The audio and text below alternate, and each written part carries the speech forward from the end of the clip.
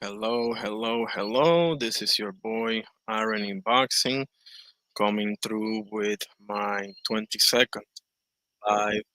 We are going to talk about this thing called boxing. Um, First and foremost, God bless every single one of you. I hope you're having a great day, afternoon, evening, whatever the case may be. And yes, we are going to be talking about this thing called boxing. Um, we are going to continue our list of the most ferocious knockouts in boxing history. Okay. Um, we are up to 100. Okay. I'm going to do a graphic with all of the knockouts and everything. Just haven't done it yet, but it is coming. Stay tuned for that one. Um, All right, so like I said, we're up to 100. We are going to cover also some news um, in the boxing universe. We're going to talk a little bit about MMA, probably, specifically the UFC. All right, so what I'm going to do is I'm going to show you some images, and then I am going to share my screen and show you the knockout. All right, so we are up to 100, so we are going to get to 120 today. Hmm? Hang on a second. Oh, no, we're going to get to 100 and what is it? 11, I think, or 12? 4, 6, 8. Yeah, I'm sorry, 111. We're going to get to 111, and then we're going to keep going, okay? Right. So our first one that we're going to showcase for you is, one second, Big Bang China, Mr. Zile Zhang versus Joe Joyce 2. Mr. Zhang here to your left. Absolutely. Well, the first one was pretty one-sided as well. Actually, hang on a second. That should go into the most one-sided fights. Yeah, definitely. Zile Zhang versus Joe Joyce 1. Awesome. 1 second. Zhang Joyce 1. Yep, there we go. Okay. So yeah, we're doing Zile Zhang versus Joe Joyce 2. Big Bang versus the Juggernaut. Couple of images here. That's the fight poster. This one is at their weigh-in and face-off official. Obviously. And Zile Zhang hit Mr. Joyce with the right hook from hell. He threw the left as a decoy, overextended just a little bit to make him react, and then wham! Blasted him with the right hook from hell. Going to show it to you. Just give me 1 second, because this is how Mr. Joyce ended up. This was a nasty, nasty knockout. Okay.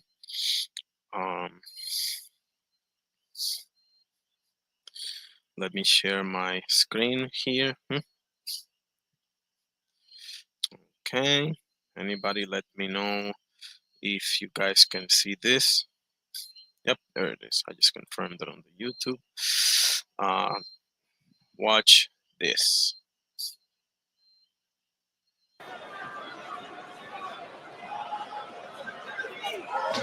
We know that Zile Zhang also has put a little. Oh, what a shot! Oh my goodness. Oh, 1 second, 1 second, 1 second. One more time. We know that Zile Zhang also. You see there? He threw the left, but he overextended a little bit. See how he has the right hand just ready to roll, and he's looking at him. See, he's expecting Joyce to react and come back with the right hand, which as surely is what he did, right? Just on instinct, right?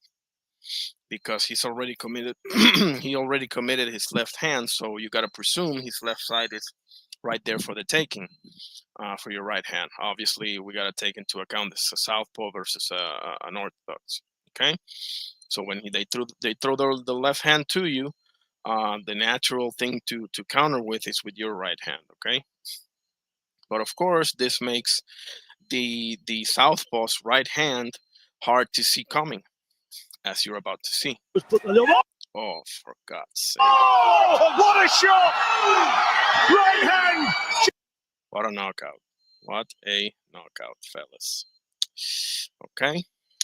This is the first knockout, okay, that we're going to showcase. Just a second. So our first knockout is that one. Is Mr. Zile Zhang, knockout of Joe the Juggernaut Joyce. Zile, Big Bang China. Um, uh, One second.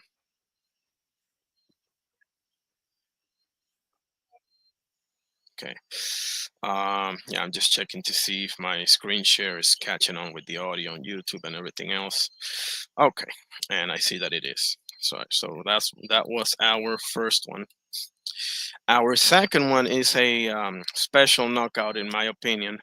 It is a comeback knockout from veteran Randall Bailey to your right, versus Mike Jones to your left. Okay, this was the uppercut from hell. Okay, um, give me a second so I can show it to you. One second. Oh my God. Oh, oh boy. Yeah, there it is. Let me show you some pictures first, such as this one. Again, Randall Bailey to your right, Mike Jones to your left. Mike Jones was winning the fight. Randall Bailey caught him with a perfect punch and just ended the fight. There it is right there with his hands raised, Mr. Randall Bailey. And this is how it ended up for Mr. Jones. Okay.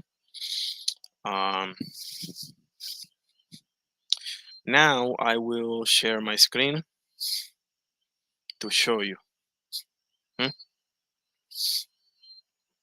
Audio, can't forget about the audio part.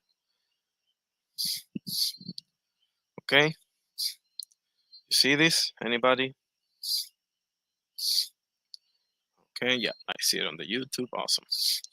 Watch this. But I don't think he's willing to take that risk. Oh, Second knockdown. oh, That right uppercut. He may nasty. not make up from that. Now he's going to get up. Nope. Back. No, it's not. Big trouble. Big trouble. Yeah, Knockout victory for Bailey. The thing is that if you look closely, you see how he dipped his head. So basically, he went into it. Oh my God! Watch his head snap back. How do you there it is.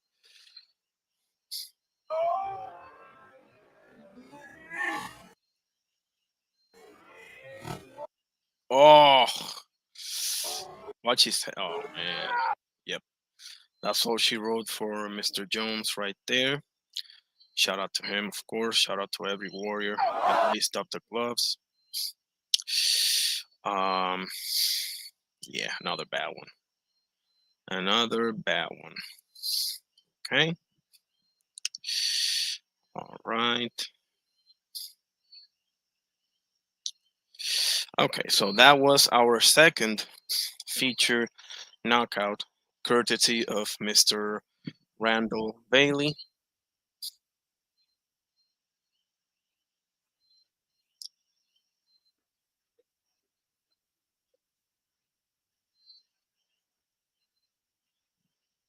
One second.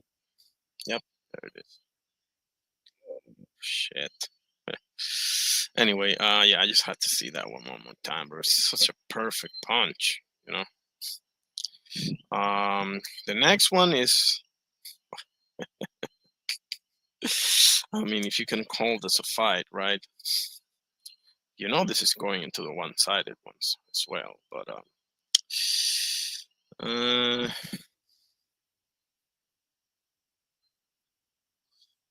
just a second.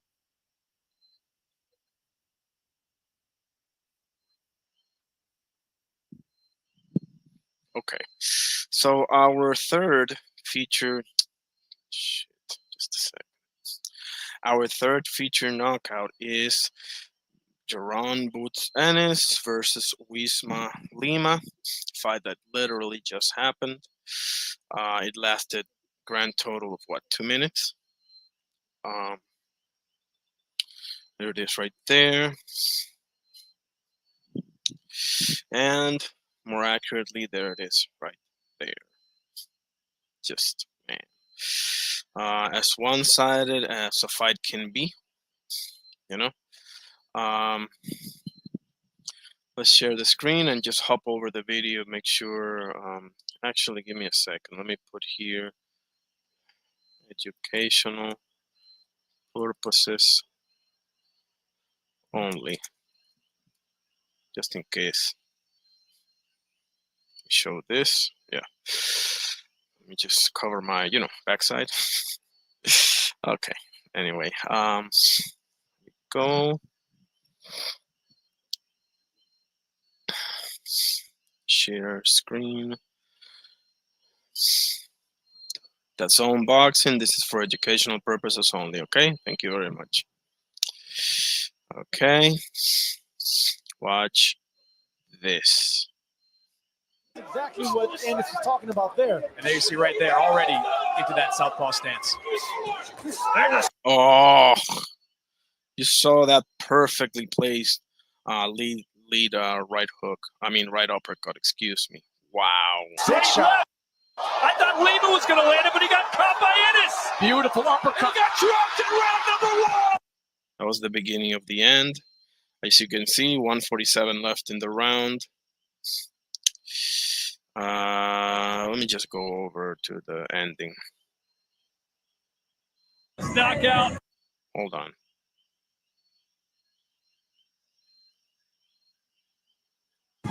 He just couldn't take the punch. This came down to who takes the better, taking him out in 1-1.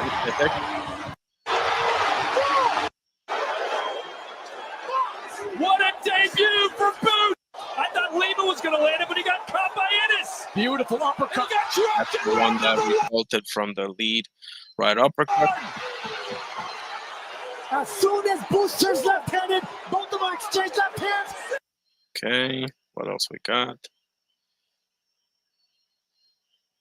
Deal right away. This crowd is on fire, and so is Ennis. And down again goes Lima.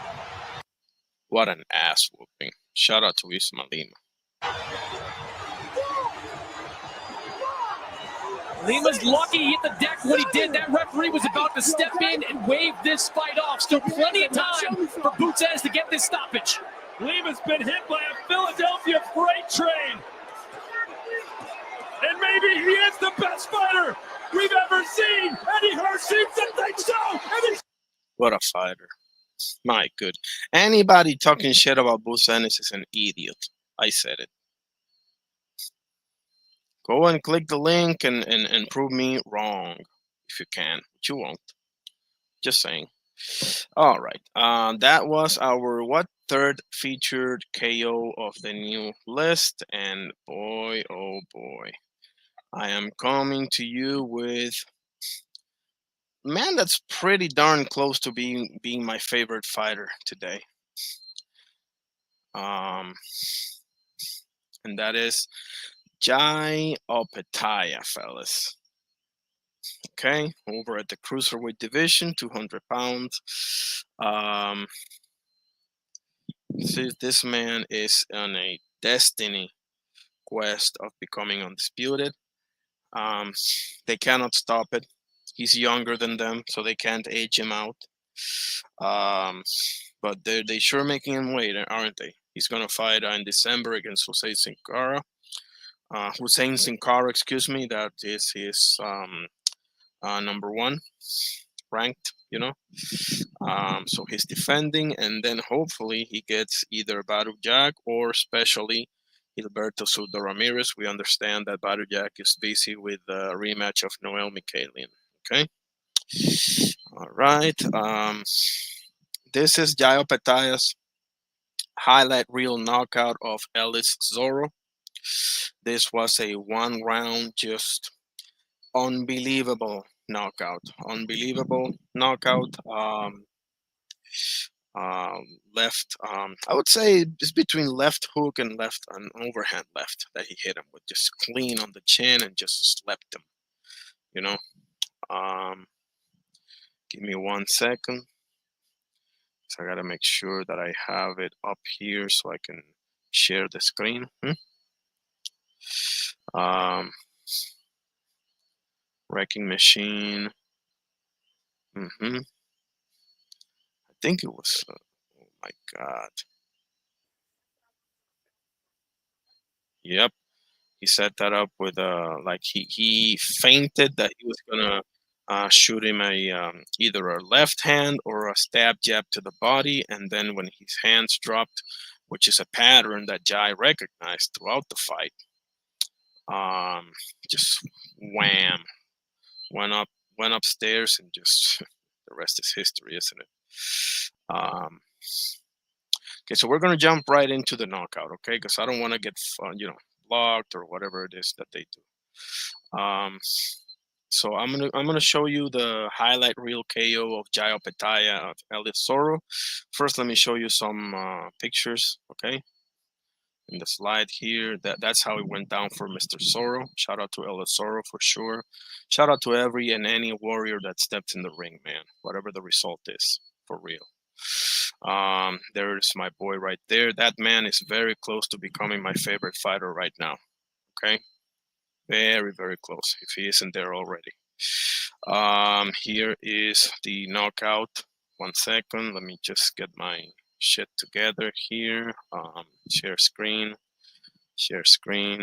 audio. This is for educational purposes, the zone, okay? Don't Okay, you see this? Okay, watch this. Just nudged off balance. He placing that lead foot, the right foot, outside of the left foot of Zorro.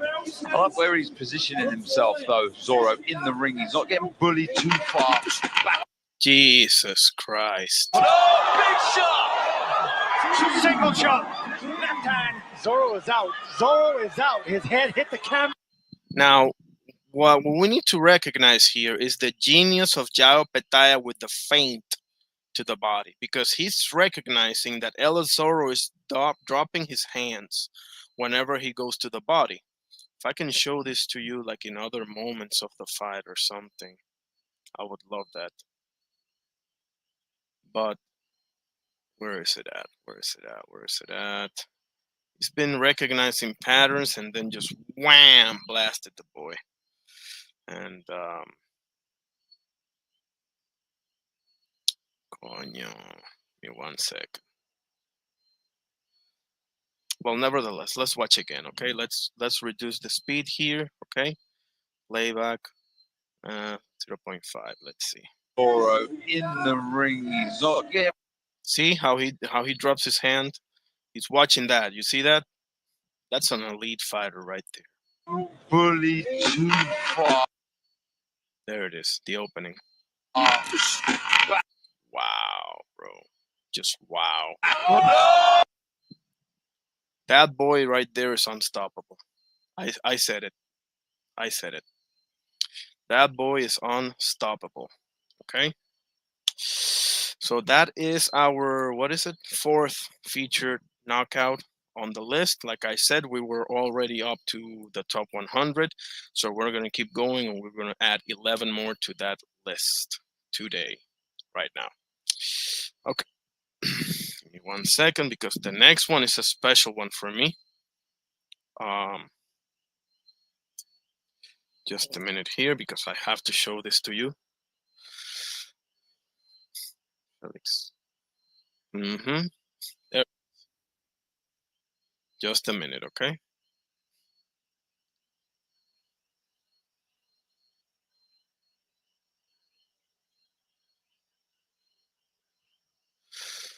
Okay. There we go. Okay, never mind.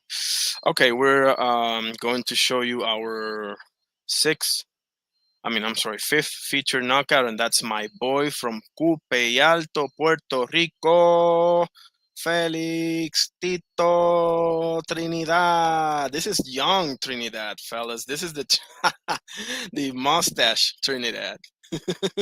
So young, bro. Versus Maurice Blocker, right here to your left.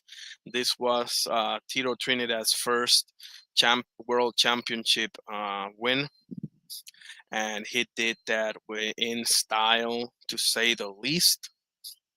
Okay, I'm going to share my screen, but before I do so, let me just give you a few pictures here. Okay, wham, there's Tito right there. Shout out to Mr. Blocker. Okay, I hope he's doing good. There it is right there. Look at how young, bro, is Tito Trinidad in this.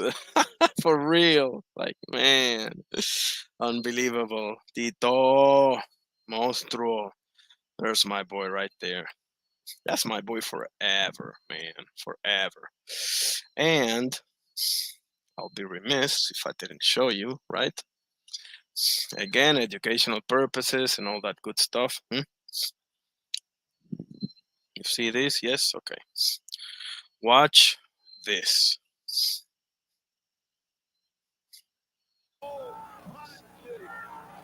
Oh, sorry. By Blocker, 3 low punches. There's no quitting Blocker, though. He's throwing. He knows he's in trouble. He knows it's almost over, and he is trying. Flipping left, and down goes Blocker. Wow. When they fall face down, they don't get up, Bobby. You don't have to count. You don't have to count. And by Trinidad. Low punches by Blocker. 3 low punches. There's no quitting Blocker, though. He's throwing. He knows he's in trouble. He knows it's almost over, and he is trying. Flipping left. What a man. What a fighter. There you have it. Felix Tito Trinidad versus Maurice Blocker. Okay.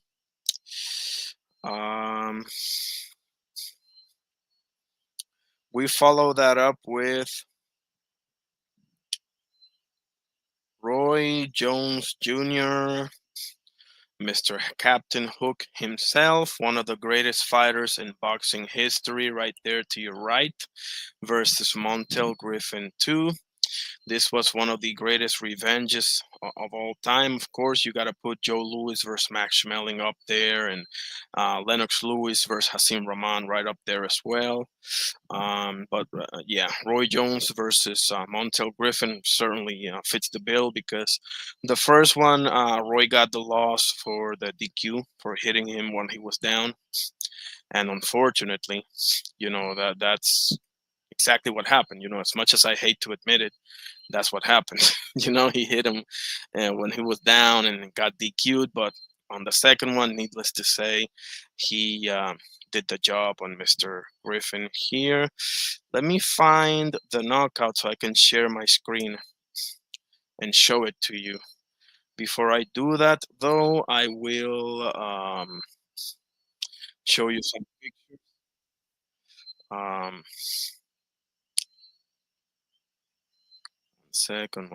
One second. There it is. Yep. Let me. Oster, what's good, brother? Welcome. Appreciate you pulling up, my guy right there, Oster 40. Brother. God bless you, bro. Always great to see you. You already know. So I'm almost halfway with my list here. of ferocious knockouts. Okay, so let me show you a few other images before I share my screen. Where is it? 5, 6. Yeah, there it is. There it is. Once Roy hit him with the left hook from hell. Okay. One of the greatest left hooks of all time. Everybody talks about, and rightfully so. Okay, don't get me wrong. Everybody talks about, Mike Tyson, David Tua, Joe Frazier, Tommy Morrison's left hook. They're all awesome, but they ought to talk about Roy Jones Jr.'s left hook, man. I'm telling you, one of the greatest left hooks of all time. Okay, I mean, you hardly ever saw that thing coming. He threw it so quickly, you know. Um, Needless to say, as much as I say that Iron Mike Tyson is without a doubt the best prime in boxing history, I think Roy Jones Jr. might be a close second. I'm not gonna lie. Prime Roy Jones Jr. looked like he came straight out of a video game, guys. That's just the truth. Let me share a screen and show this knockout to you. This is educational purposes, okay? Don't come after me, please. I'm just a peasant. Okay, here we go. Watch this. It with 50 seconds to go in round number 1. Huge round for Roy Jones so far. And Roy Jones is playing the fainting game, and Griffith is benefiting by it. Did you see that? Oh, what a left hook. What a left hook. Second knockdown of the round. That was a leaping left hook, and Griffin may not survive it. He's got trouble. 9. And that's that. Now, the thing that I want you to take away is the feint that he does, which makes Montel Griffin commit to basically giving away his defense. Okay, and that left him just to be slaughtered. Roy Jones is playing the fainting game, and Griffith is benefiting. That's it.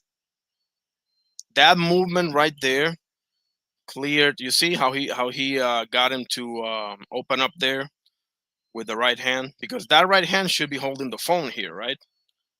But by him doing that masterful feint, give me a second. Gotta see this again. I think that was a foot feint. Let's watch together. Benefiting. Yep, that's a foot feint. You see, let's look at Montel Griffin's hand.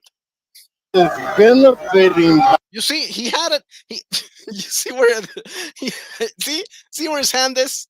His right hand is right there to block the left hook.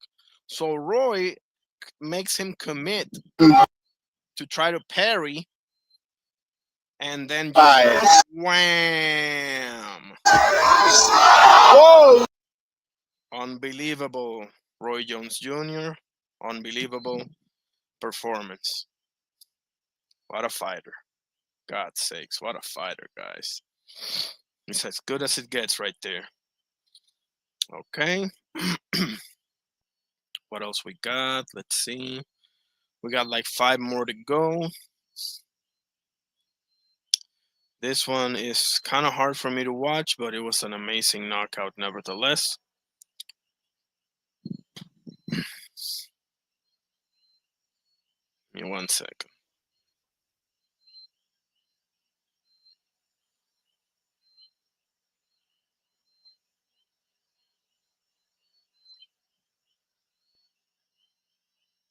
One second.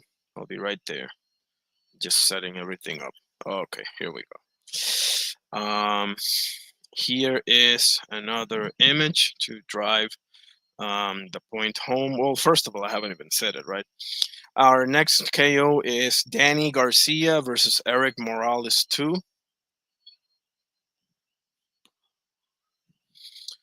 We all know Danny's gonna fight this Saturday in what is being marketed as his farewell fight. Let's see here. We'll see how he does in that one. Obviously, his last outing wasn't so good against Erislandy Lara. This is the left hook from hell that Danny Garcia hit Eric with, Eric El Terrible Morales. Had him spinning there for a second, just collapsed. Because Danny Garcia has had another amazing left hook. He did. That's how it ended up for Mr. Morales right there.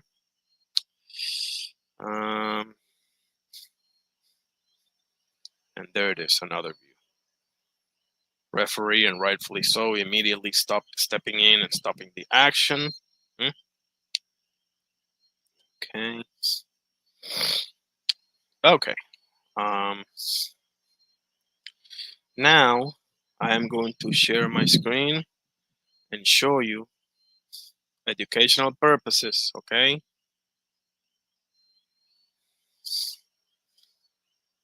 There we go. Watch this. Playback speed, normal.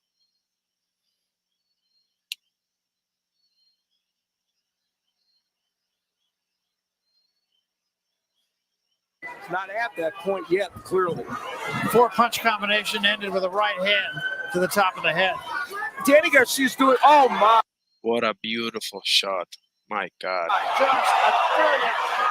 And it's over, y'all. Just like the case of the king is dead, long live the king. Yep, watch this again, guys, because it's worth it. Not at that point yet, clearly. 4-punch combination ended with a right hand to the top of the head. Danny Garcia. Now, the important thing from my point of view is how he turns his whole body as leverage into that left hook, because it's a short distance hook, right?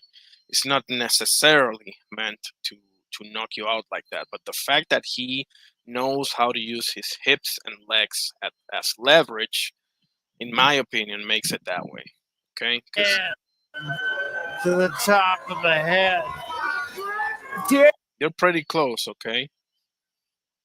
From that distance, an uppercut more than anything is the most dangerous thing. Oh. You see how he sets his feet and just lets his body do the work for it, basically. Danny Garcia's doing, oh. Amazing. Amazing Danny Swift Garcia. Great left hook, great KO. Great highlight reel KO by Mr. Danny Garcia. All right. That was our, what, 7? Yeah, 7 featured knockout. What we got next? Next, we have, oh yes. We have Jermell Charlo KO, just, I mean, bad, nasty knockout of Charles Hadley. This was a very bitter build up, you know. Teams, I think, got into brawls and shit like that, like unnecessary shit, but you know, makes the fight bigger, you know, if you will. Exactly.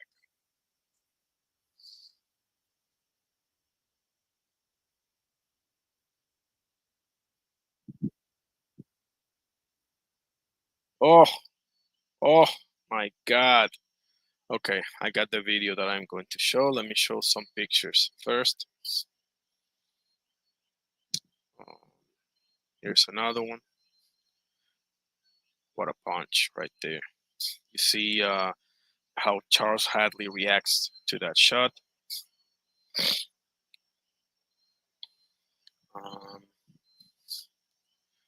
And this was the beginning of the end right here for Mr. Hadley. Courtesy of Jermell Charlo right there to your left. And that's how it ended up for Mr. Hadley. Face first. Bad, nasty knockout right there. Let me share my screen now and show this to you. Once again, educational purposes. Sharing screen.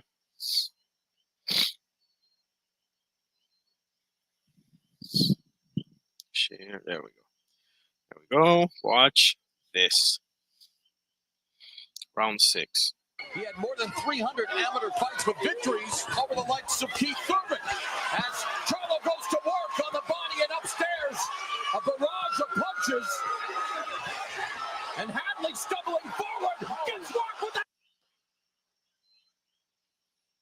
See how badly he reacted to that right hand, right? Sweeping right and goes down face first. It's over. Statement made by Iron Man Jermell Charlo.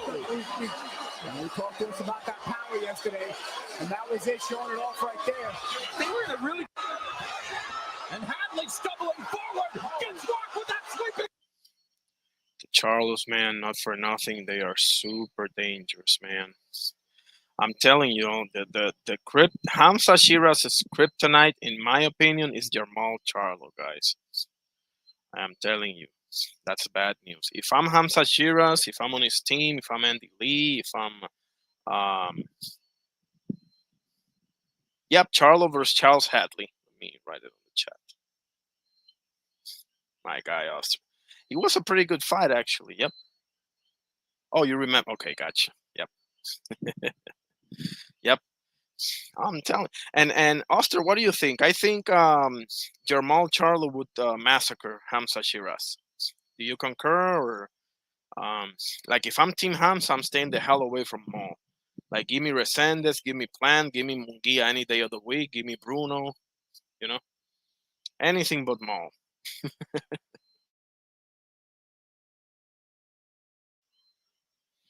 All right, and that was our 8th featured knockout. Our 9th. Give me a second, so I can look it up, so I can share my screen and send it to you. And show it to you. Excuse me.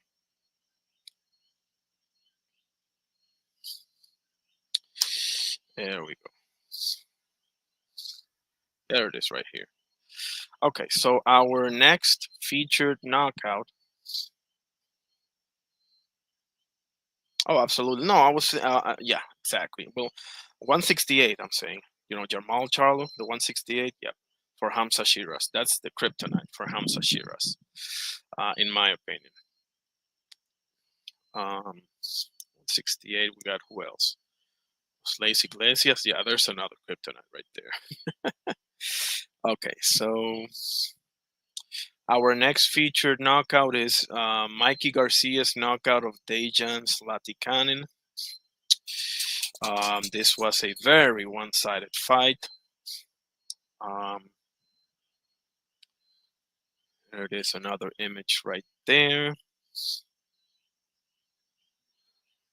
160 Charlie, hell yeah, absolutely, yep. There we go. This is our 9th featured KO. There it is right there. That's how it went down for Mr. Zlatikanin.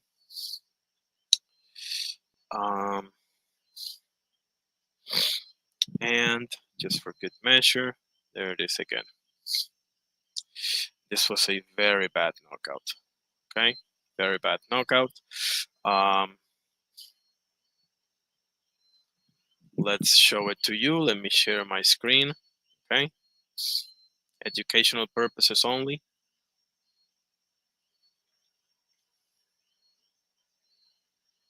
Watch this. Okay, here we go. Oh, nice right up. Hold on. Oh, nice right uppercut, left-handed, and Mikey Garcia has become.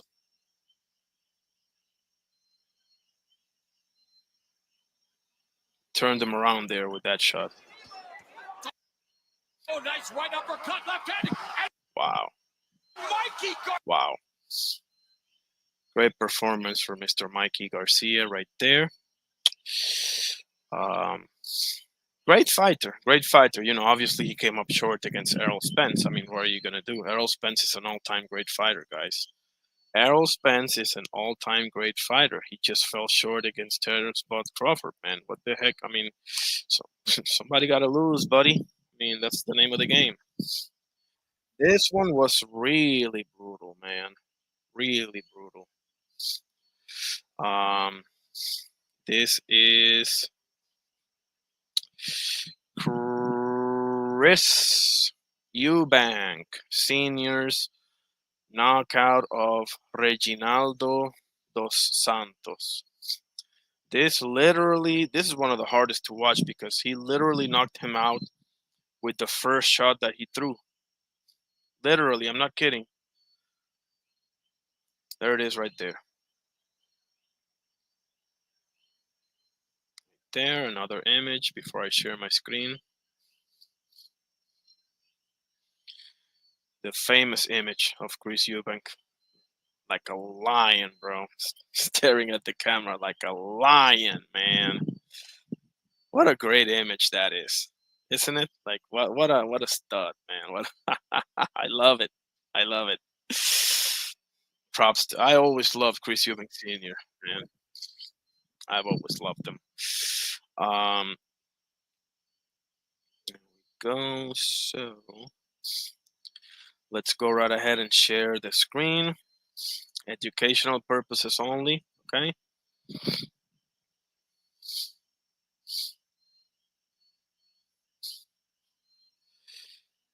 Okay. Okay. 1 second. Watch this.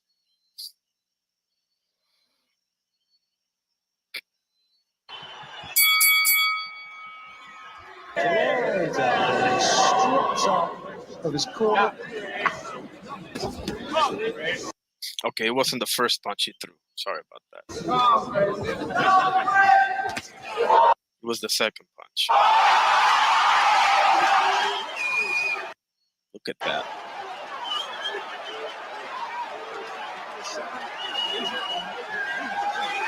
Look at that image, bro. Look at that image. You gotta love Chris Eubank, man. How can you not love that guy? Look at like, man, I love it. That's one of the greatest image, man.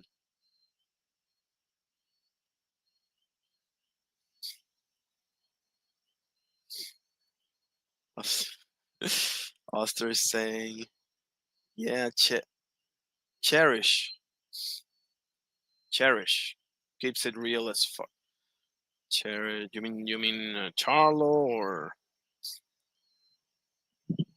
I don't know if it was a typo or something. Yeah, cherish keeps it real as fuck. There we go. And to round things up, Doctor is gonna love this one.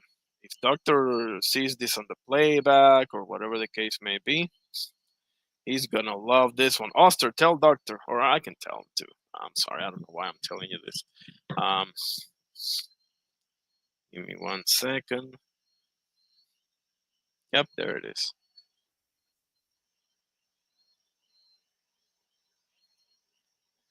Let's watch some highlights, shall we? Let me share the screen. Educational purposes yet again, right?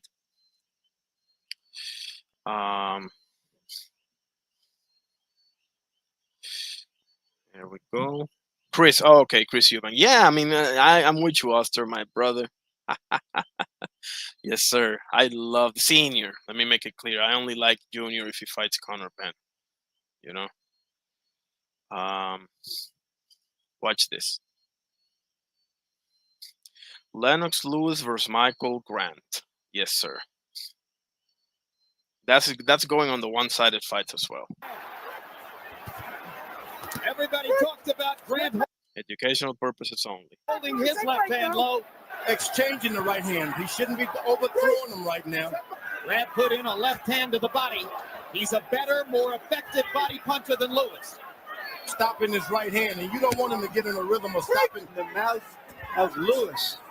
Well, you got to have a lot of Vaseline in your mouth when you get in the ring. The first round, not enough lubrication there. You need Vaseline. Lewis lands an uppercut and Grant goes down. Thunderous uppercut. Second time you'll have to work to survive the last minute of round one. Lewis lands a right hand on the top of the head. Grant trying to fire back. Don't waste your shots with this big guy. He has endurance.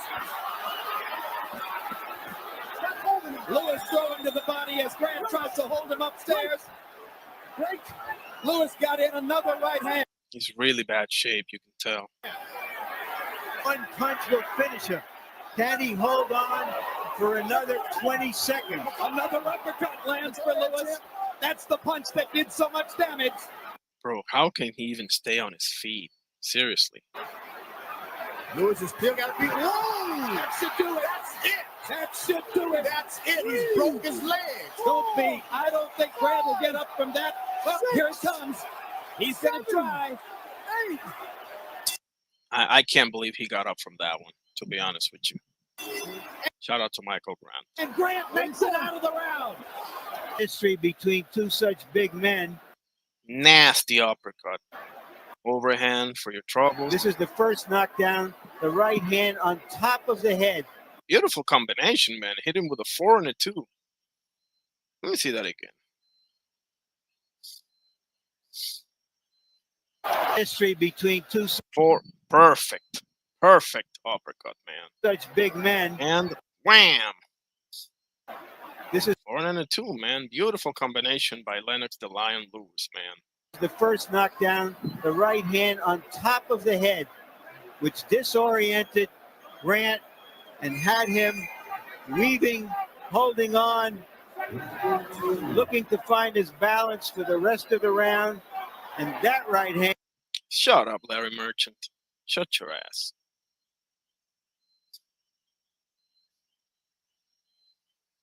I don't want to hear you. And appeared to finish him. Does he have anything left here? And now it's Lewis who goes on the attack. Just being big and using your strength. The kind of fortitude he showed in surviving the first round against the latter.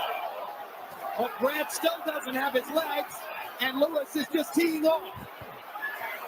Got to give it to Michael Grant, man. He's getting his ass whooped, and he's still going for it, man. Well, he's got his legs here for a moment. Forget about the first round. Start all over again. Here he goes. Lewis beginning to pop. Exactly, Big George. Exactly, Big George Foreman. Forget about the first round. Start all over again. Yep. The jab.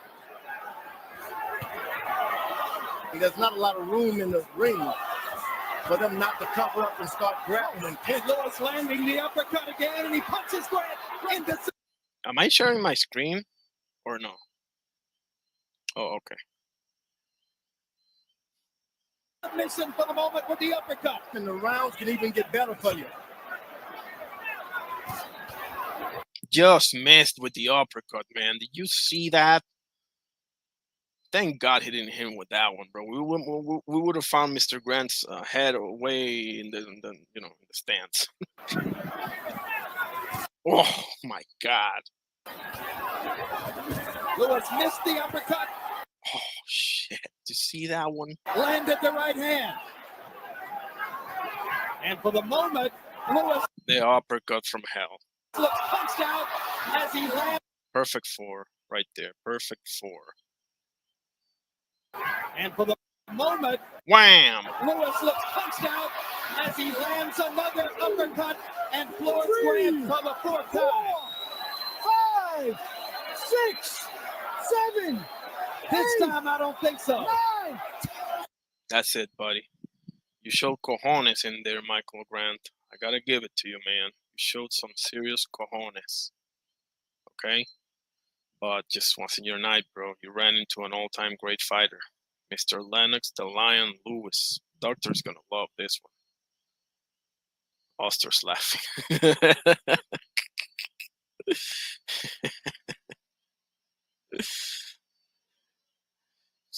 Yep. See, Doctor always accusing me of being hate or this and that. See? There's the proof right there. Not so much, huh? It's right there, a few pictures.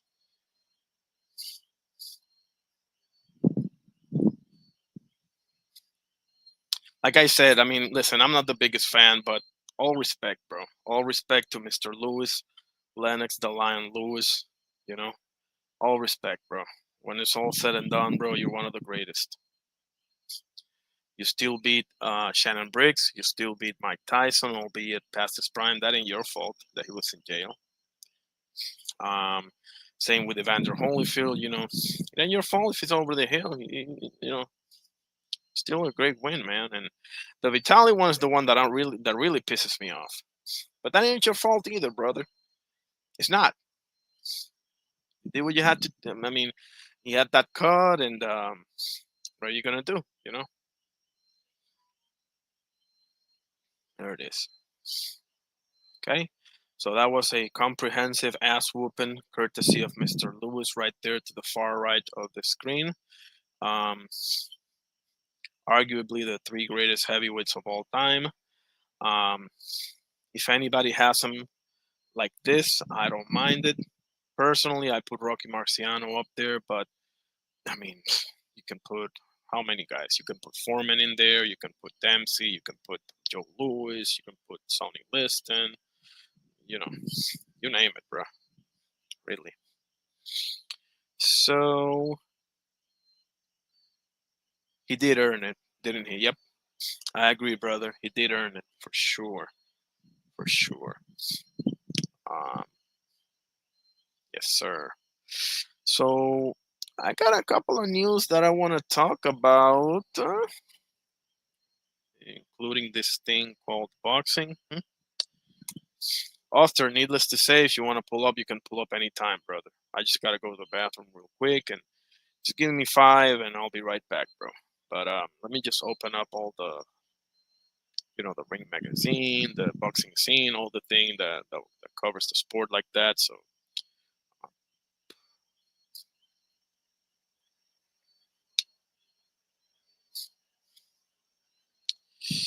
Anderson Silva versus Chris Weidman 3 added to the Jake Paul versus Gervonta Davis undercard. I assume this is going to be a boxing match, right? They fought twice in MMA, and Chris Weidman beat him twice. So I don't know. Anyway, this is the one that I really wanted to talk about right here. Let me share my screen.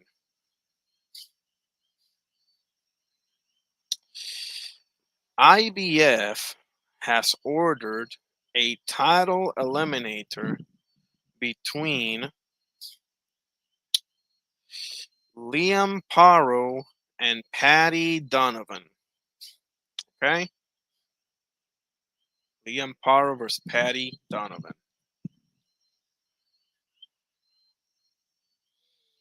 I'm not going to lie. I got Paddy on that one, bro. I think I got Paddy Donovan edging out Liam Paro.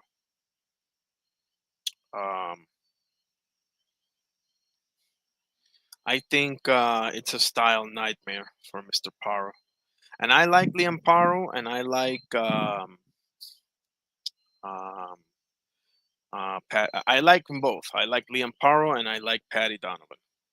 Okay. Do I think they're elite? Probably not, but they're pretty darn good. Okay.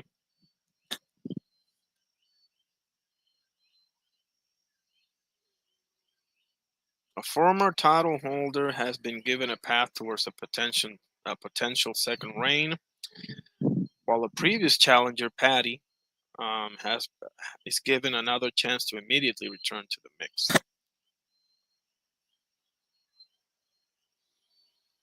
Now, if Paddy wins this thing, are we going to have a Paddy and Croker 3, even though Croker got him twice? I mean, yeah, the first one, I get it. But you hit him with a bunch of fouls, Donovan. I mean, come on, let's be honest here. You were beating his ass, but there was no need for you to be that dirty, bro. I mean, I guess that's easy for me to say, but I don't know, man. Yeah, it says right here, a win by Donovan in this scenario would set up a third meeting with the unbeaten Belfast native, Lewis Crocker. Belfast is obviously Northern Ireland. It's not the Ireland, of Dublin and all of that, okay? That's the Republic of Ireland. And then you got Northern Ireland, where, for example, Carl Frampton is from, and Lewis Crocker, among others, okay? That's 2 different countries, okay? Anyway, Moses Itama unlikely to fight on December 13 if Kubra Pulev can't be agreed without purse. If Kubra Pulev fight cannot be agreed without purse bid. Yeah, it's Pulev is gonna fight Murat Gassiev. I was talking about this with Dr. Boxing Talk earlier today. So Moses Itama, bro, I don't know. Get you Hergovich, get you Richard Torres, or get you uh, Andy Ruiz, maybe. I know he's talking with Wilder. I don't know. Um, Funniest. Appreciate it, Oster. Appreciate you, brother. Um, let's see. Abdullah Mason says, every time I've been tested, I pass with flying colors. You're absolutely right, bro. Yep. Oh, in the words of the great Terrence Bud Crawford, no lies. Um, all right. What else? Oh, yeah. Ricky. Shit, man. I don't even want to say this, but yeah, Ricky Hatton's cause of death confirmed as suicide. This is something that's very near and dear to my heart because I've had my issues with mental health and I dealt with, suicidal thoughts and all of that. So I'm all too familiar with that, man. That sucks, man, to say the least. And my heart goes out to the man, for real, for real. Um, what else we've got? Let's see.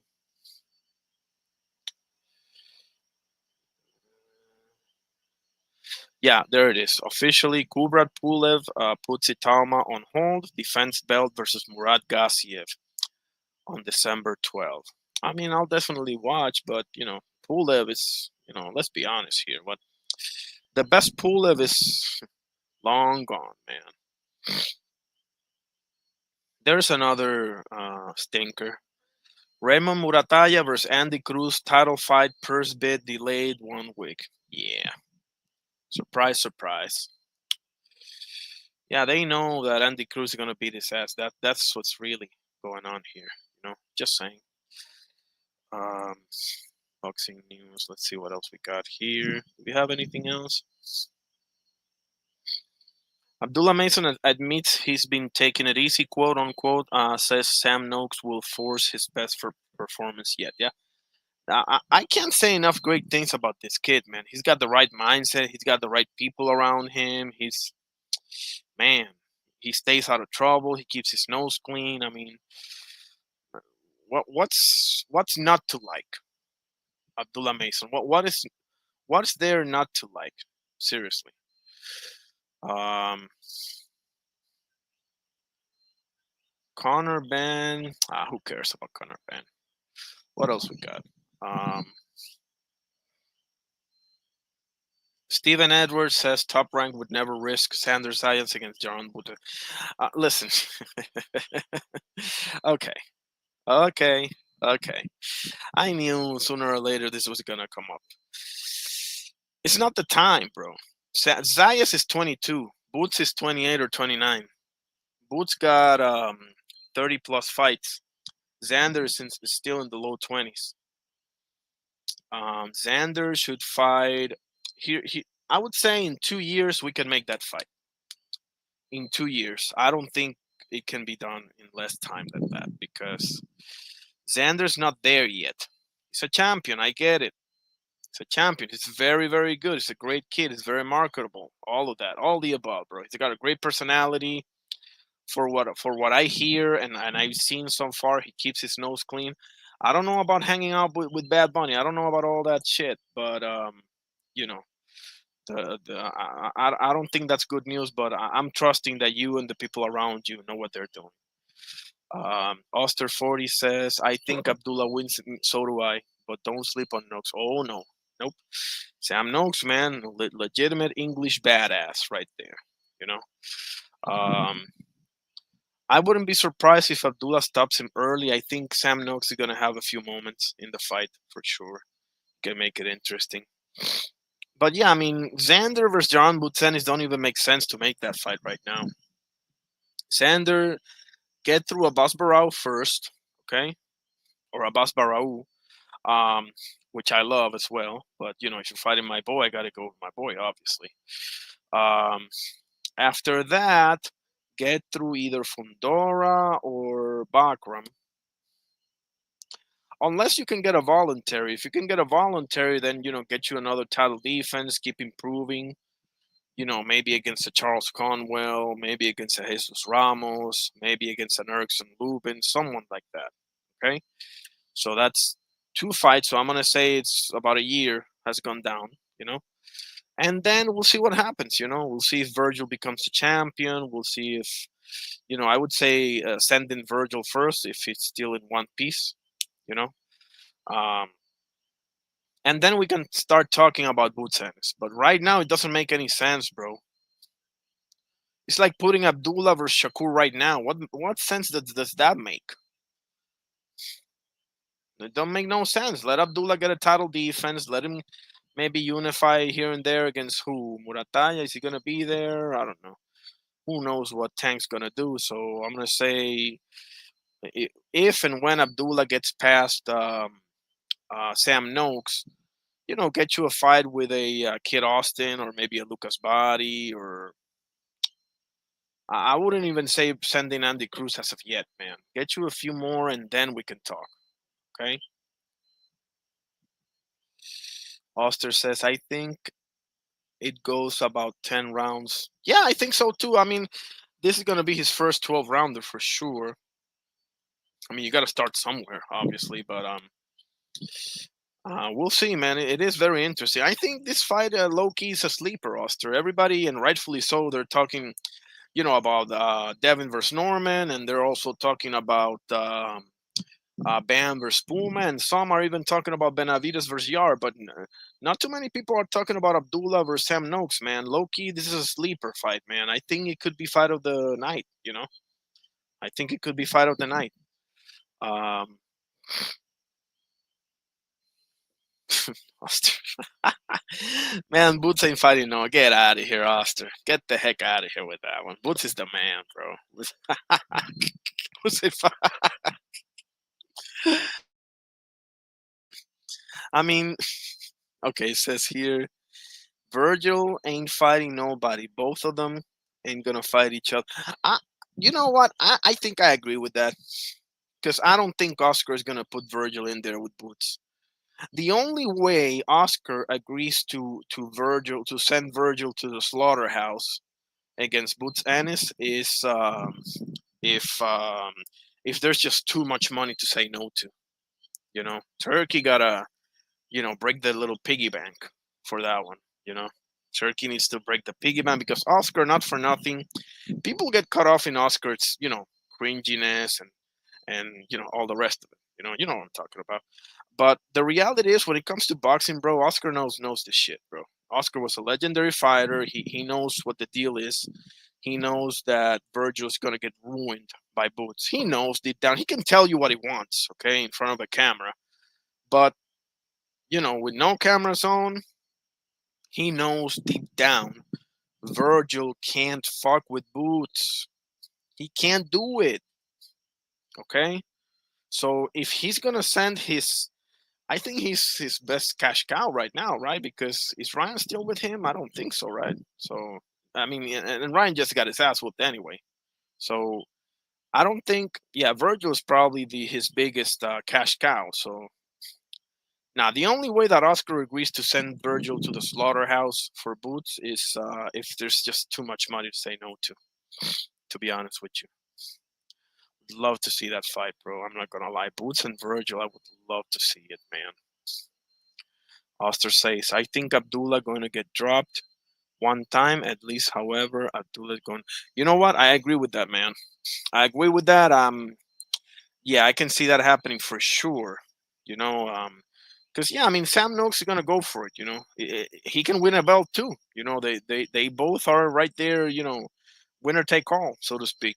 So um, man, and that's because obviously the whole situation with Keyshawn. So man, yeah, I can see that happening. I think there are gonna be multiple knockdowns in this fight. Um, but I think Abdullah is the better one. I think Abdullah's a little better.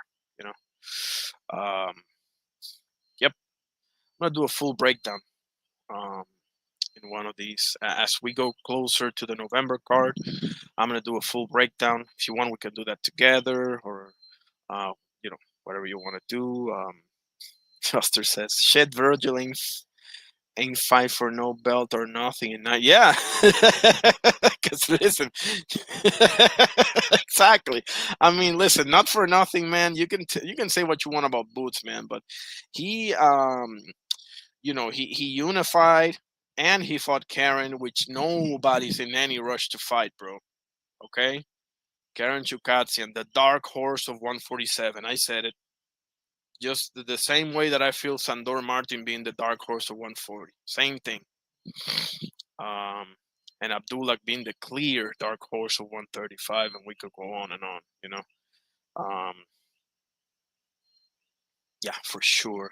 Nah, Virgil ain't. Who knows what Virgil's gonna do, man? I mean, I'll say this, Virgil: stay the hell away from Bakram, and stay even further away from Jaron Butsenis. Okay, your best bet is Sebastian Fundora, Virgil. Okay, your best bet. Let me say that again. Virgil Ortiz Jr., your best bet is Sebastian Fundora. Okay? You can't fuck with nobody. Oh, okay, so maybe Abbas Barau. I'll say maybe Abbas Barau. And you're not going to get the Sander fight, bro. We're not stupid.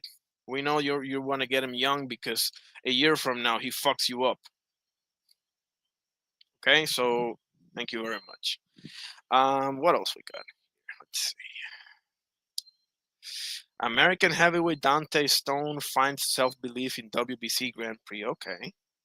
See, those are two words that you haven't heard in a while, right? American heavyweight. In a tournament that started with 128 fighters across featherweight, super lightweight, middleweight, and heavyweight, Dante Stone is the last fighter from the U.S. standing in the WBC Grand Prix, heading into the semi-final round. How about that, Mr. Dante Stone, man? Yes, sir. I like it. I like it. He's 21-1 with 13 KOs. Okay. Began the tournament with a second round knockout of Indalecio Terán in the round of 32 before nabbing unanimous decision victories over Emiliano Ezequiel Mendoza in the round of 16 and Younes Bala in the quarterfinals. Stone of Omaha, Nebraska. Hey, Oster, there's somebody else from Omaha, Nebraska that we know, but nevertheless.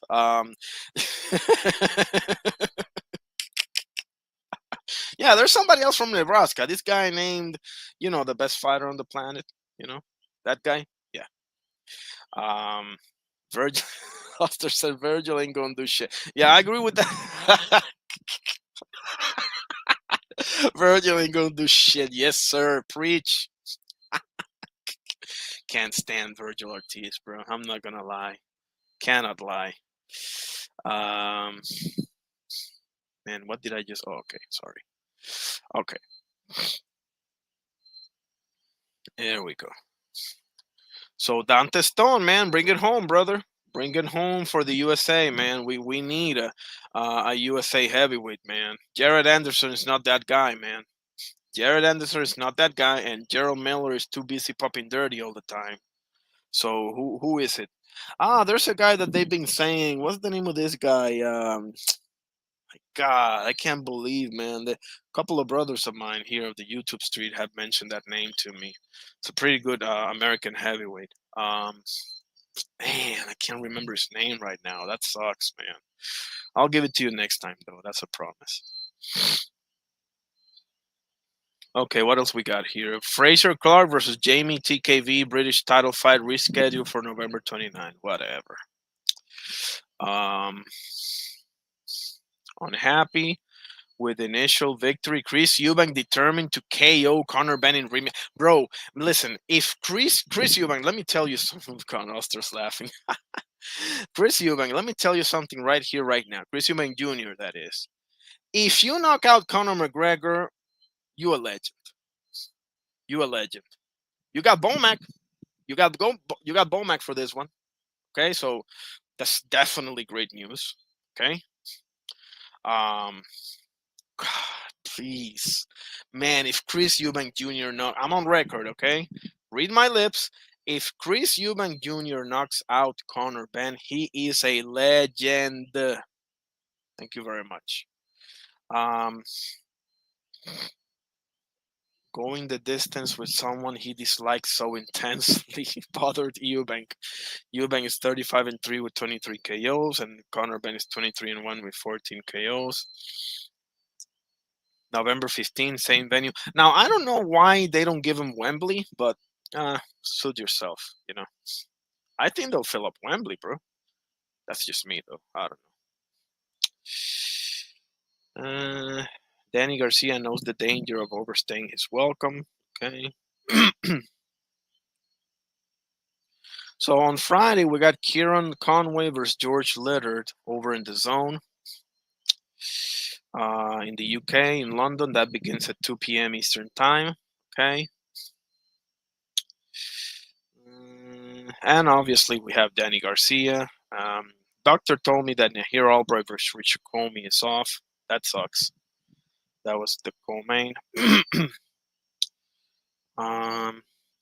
Erickson Lubin. Oh, hey, Oster, are you rooting for Lubin like I am? Are you on Team Erickson Lubin for Virgil, for the Virgil fight, or do you think Virgil's gonna take it?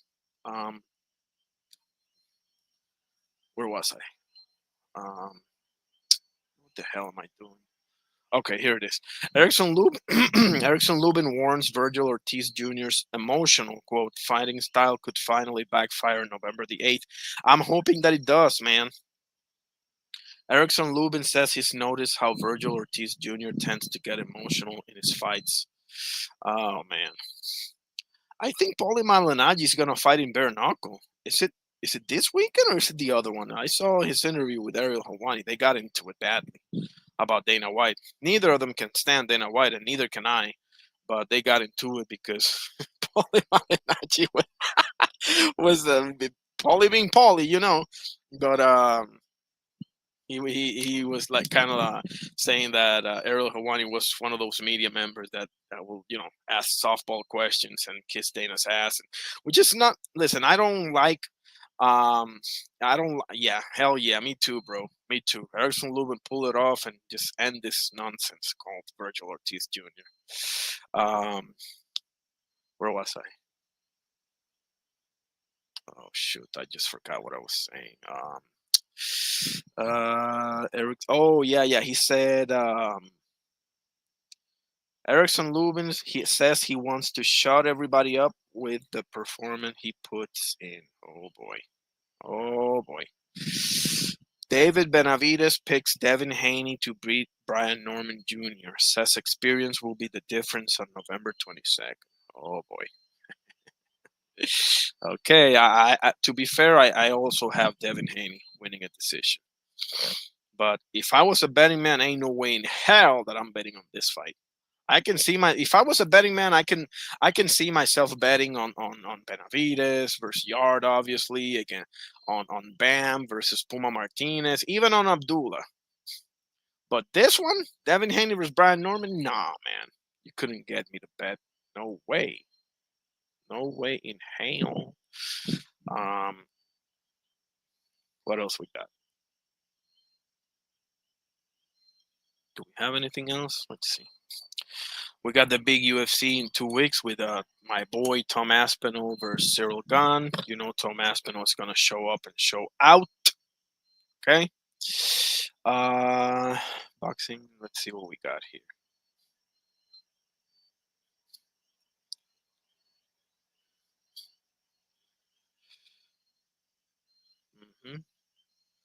I saw that one. Oh, yeah. I saw this.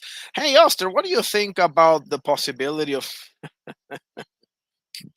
It says here, Matchroom is interested in Manny Pacquiao versus Louis Croker.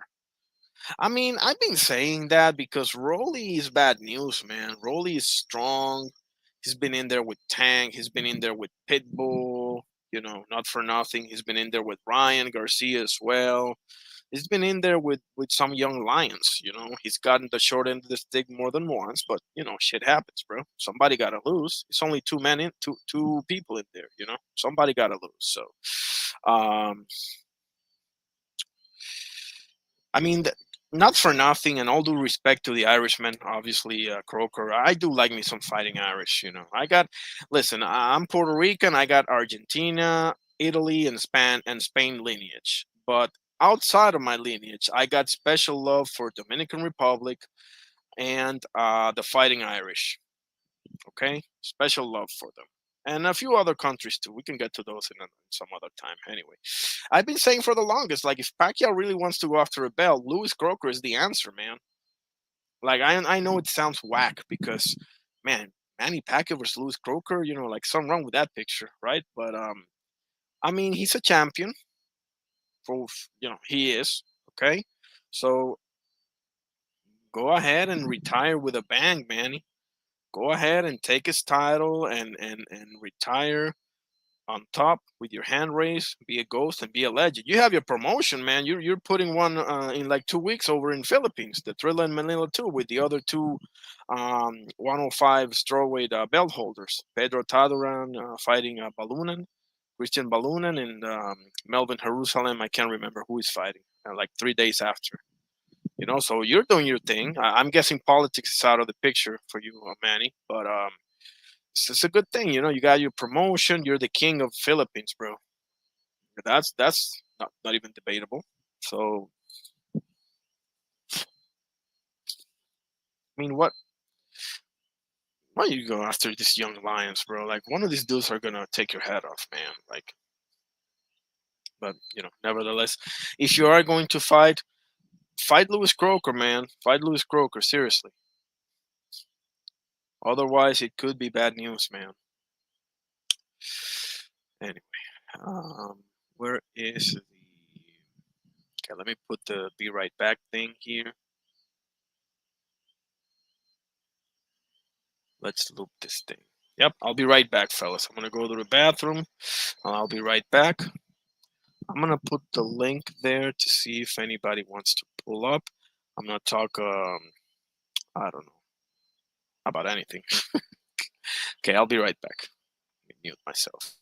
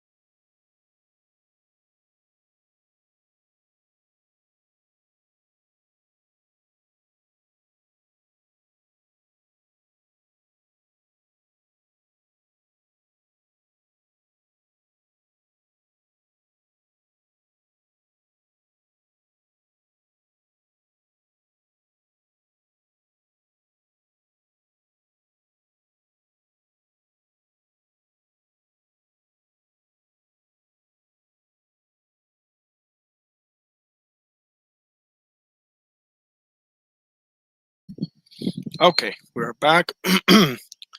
um, so what we're going to do now is I'm gonna show you some Some of my favorite moments in boxing history. I'm going to start. This is one of the nastiest knockouts I've ever seen. This is not a high-profile fight, okay?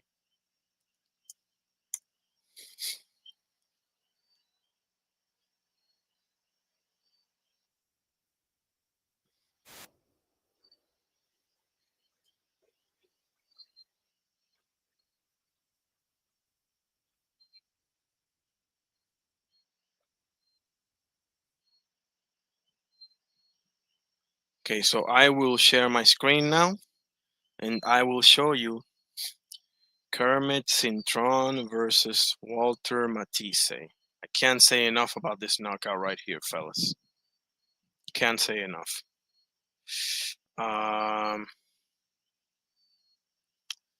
Give me 1 second.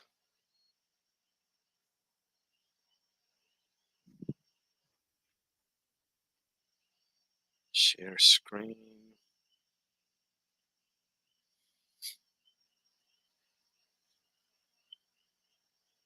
Right here, okay? All right. You see right this, here, right? Okay. Watch this. The right hand, big by Cintron, hurt Matisse. Matisse's never been knocked down. He's a right-handed, he goes down for the first time in his career. Mind you, these are two knockout artists, okay? Kermit Cintron from Puerto Rico, Walter Matisse, Lucas Matisse's big brother from Argentina. Hard fight to watch for me, obviously.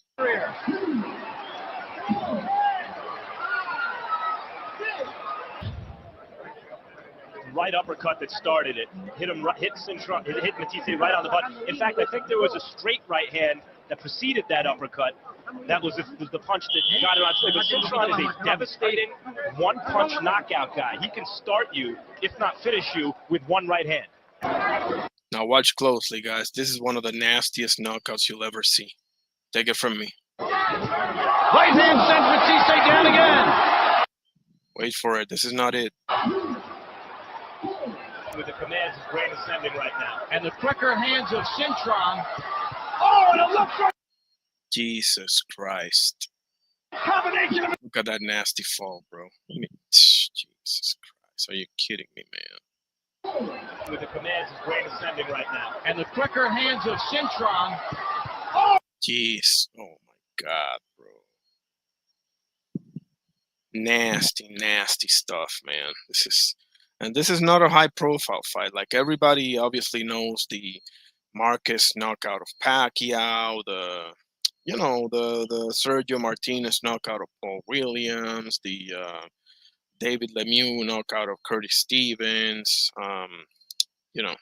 Canelo versus Khan, Mike Tyson, obviously, Deontay Wilder. But that one, oh my God. And I'm going to show you another. This is an unbelievable fight that is not a high-profile fight either, okay? Let's see the highlights, okay? Let's see the highlights. This is educational purposes. Oh, shit. I should put the banner here. Educational. Sorry about that. There it is. Educational purposes only, okay? Don't go after me, please. Pretty please. Share screen. Screen, share, audio. Okay, watch closely. Got it. Watch this. Oh, Oster's in the house. What's up, brother? I'm just about to put some highlights here. How you doing, my brother? Who's up? What's up, Oster?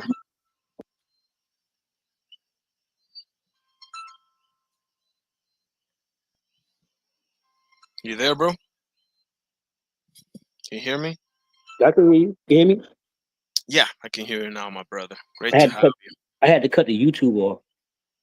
Oh, okay, yeah, you were hearing twice. Yeah. That's what I gotta do every time I hop in the panel as well. Now, so you took care of the whole situation you had, right? I'm still taking care of it. I'm still taking care of it. That's why I had to. You see my name? I had to change it to 140 because I lost my YouTube with all my subscribers and videos. I lost all that. Oh man, that sucks. I mean, I got it on my computer. I just got to start over. I got to start. I'm back to Oh, 14 subscribers, and but it's cool though because sometimes when I just started my channel, I was everywhere with it, and so I wanted to start over anyway. So put your link in the chat, will you? okay, hold on. Because I'm pretty sure that I subbed up, but just in case, Yeah, because you got to sub up to this one because Absolutely. Once we okay, let me put the fight here. Are you familiar with this fight? Are you seeing my screen? yeah, Orlando Salido versus Terza Jim. This is one of the most unbelievable fights I've ever seen in my life. I'm just gonna show the highlights because I don't want to get whatever it is blocked or whatever. Luego, míralo. Él sabe que es la última, quizás que pueda. Oh shit! It's narrated in Spanish, but that's it. Se va la lona, que ya cayó arrancando el pleito. Ahí está de nuevo Coque Jim. El pitbull muerde duro y ya lo Koke Jim is the one in the red trunks, and this is Salido, obviously. demostró. La busca ahora. Golpe bajo. Fue golpe bajo. Al tailandés, un golpe That was low, buddy. Muy bajo, muy bajo. We recorded with that one. Yeah.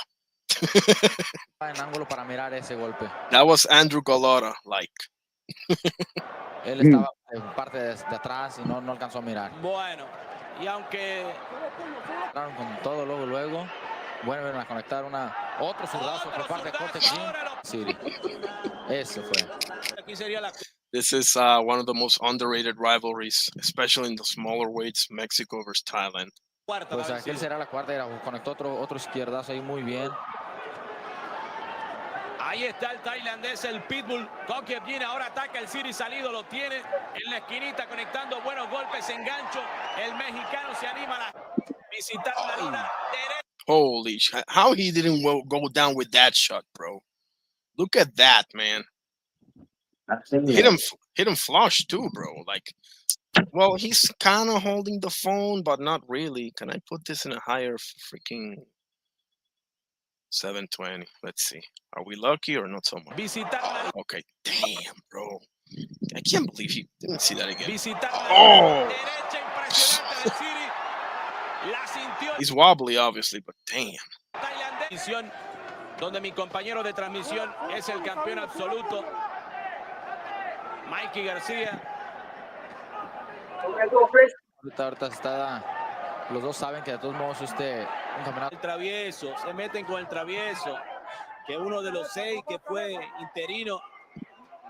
Ya, y el de interino, Señores, vamos a una pausa porque continúa la guerra entre el Siri y Koke Jin. Ya veremos.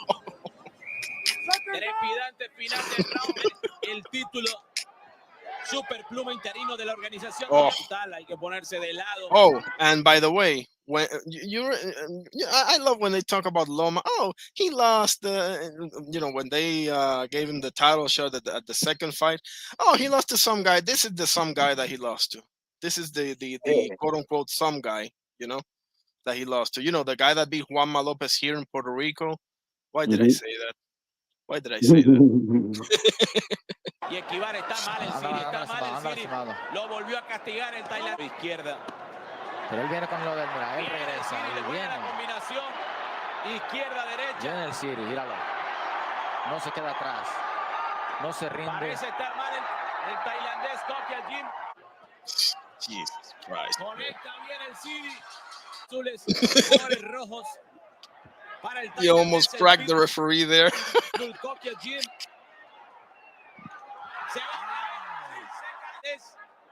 Que sí recibió castigo. Sopes y ganchos ahí por parte del Siri. De nuevo el gancho de izquierda del Siri ahora. Bro, how does he not go down with that shot? He hit him again with the same overhand. Bam! Well, he was holding the phone, but wow. He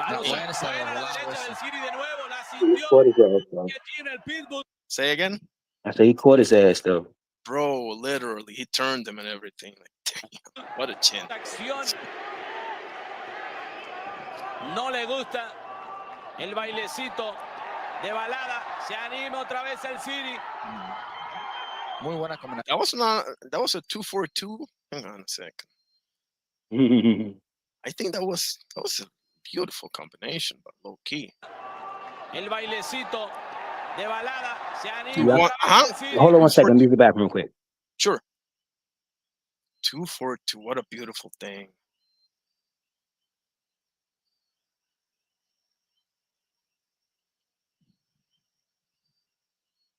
Oh, there it is. There's the link. Oster. Go to channel. Let me sub up here. Subscribe. There it is. Yep. I just subscribed to my brother Oster right here, and so should you. Let me show the message here.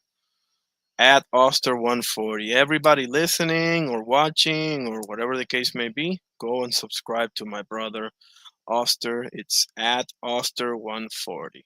Okay, there you'll have it. Okay, so we're going to watch this one and maybe one or two others. We'll see how it goes. What else we got? Let's see. Did I miss out on any news or something? I mean, October is hasn't been the best boxing month, but you know, not every month is gonna be great. You know, we still have Joe Parker versus Fabio Wardley. We got Danny Garcia. Where's the schedule? Where's the schedule? Here it is. Just a second here. Yeah, see, Sunday, October 26th, Pedro Taduran versus Christian Balunen. And that's going to be on the card that Manny Pacquiao Promotions has labeled the Thrilla in Manila 2. I love it. And 3 days later, October 29, that's a Wednesday, it will be Melvin Jerusalem versus Yahowa Husey. I'm sure I'm just smirking the pronunciation, but you know, what are you going to do? I'm not from over there, so just write it down. That's way better. Yeah. There you go.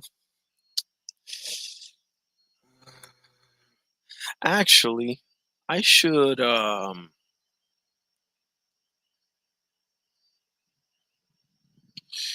what other fight can we notes list? Give me a second, cause I gotta.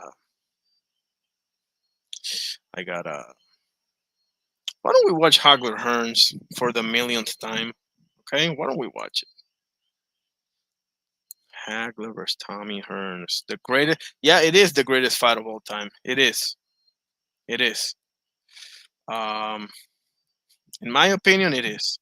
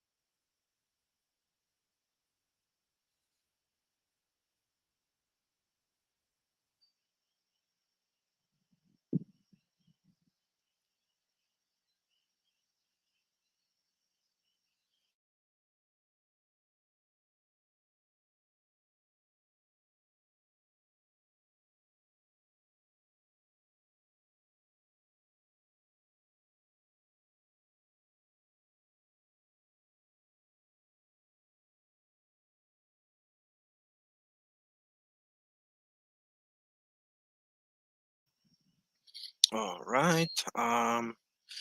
We are going to watch some of Marvin Hagler versus Thomas the Hitman Hearns, which is, as far as yours truly is concerned, the greatest boxing fight of all time.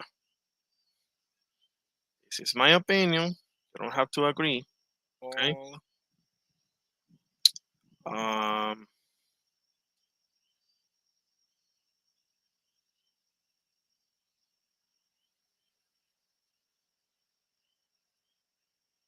Watch this.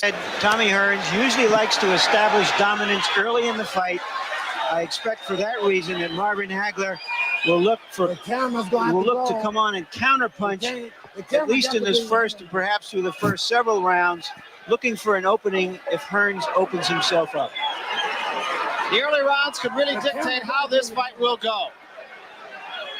The first round is a key round. We're underway. See how he tried to caught him sleeping there? I don't know why Hearns decided to start this fight like that. You see, Hagler's already in his fighting stance, even though they're nowhere near the distance. This guy is like walking in the park, you know? I mean, this guy is Thomas the Hitman Hearns, one of the greatest fighters ever. I'm sorry, don't misunderstand me, but when I say this guy, okay? I mean, you know, this guy is one of the scariest fighters of all time. The guy to your right just happens to be my favorite fighter of all time, you know? Oh, what's up, Buster? Yep. You want to keep going here, or you want to go Hagler and Hearns? Okay. You good? Let's watch Hagler Hearns for the millionth time. I'm gonna watch it. Oh man, God knows how many times I've seen this fight.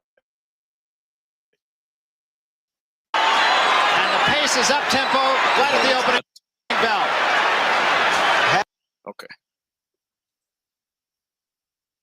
The first round is a key round. We're underway. And the pace is up tempo right at the opening bell. Yeah. Awesome. Hagler being the aggressor. Hearns working that jab. He has a very quick jab. There's no denying it. You see the 2-1 that Hagler did with the body and head, and then he gets caught. There he gets caught with the right hand from hell that Duran knows well about from Tommy Hearns. And he caught Hagler with two good jabs and a right hand that might have hurt Hagler. Tremendous pace in the first round. I expected this, Barry. Both guys are going at it. Hearns hit so hard that marvelous Marvin Hagler had to tie him up. You never see Marvin Hagler tying people up. People tie him up. People hold on for dear life to him. He doesn't do that. Tommy Hearns is such an amazing fighter and such a scary and hard puncher that he had to do it. The better of it right now. No nonsense at all here. And a left hand by Hagler. What a pace.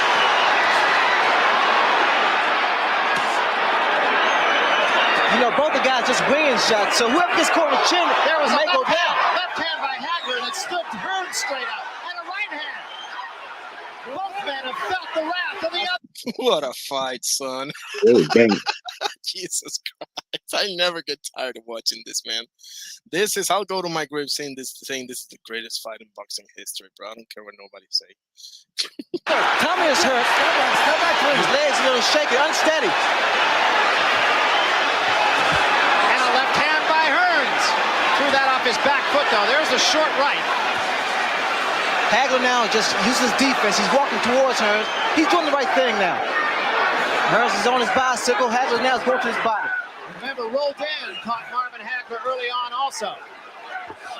There's another good straight right hand by Hagler, and another. Now Hearns is using his movements. He's trying to throw Hagler off balance. Hearns coming with a right hand lead that time. Both fighters are really off balance. Hagler leading with the right hand, but he's kind of lunging with it. There's another right hand, backs Hearns into the ropes. Watch for Hagler's hook. Now that was the right hand of Tommy Hearns, and it did catch Hagler, but he didn't take a backward step there. Man, that right hand. Oh. Another good right hand by Hearns. Hagler working his body now, trying to slow Tommy down. These guys are exerting a great deal of energy, Barry.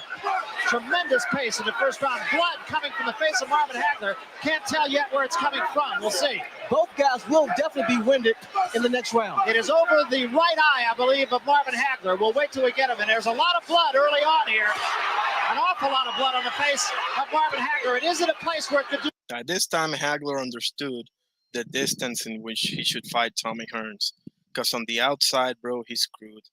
And so is everybody else for that matter. Serious damage. We'll know between rounds when we get into the corner. Hagler punishing Hearns now, but it is Hagler who is bleeding. This is still the first round. The second round, these guys would definitely pace themselves. There has been no boxing at all, just fighting here. Just slugging. Blood on the face of Marvin Hagler. Again, we can't quite tell where it's coming from while Hagler continues to dish out punishment. Wow. And now Hearns bounces right back. This may be the most brutal, even round you've ever seen in boxing.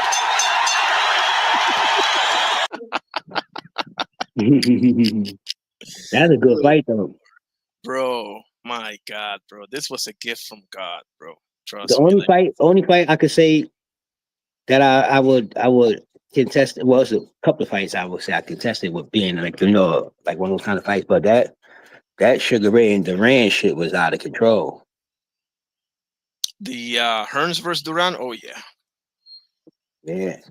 That's no, I'm the Sugar Ray.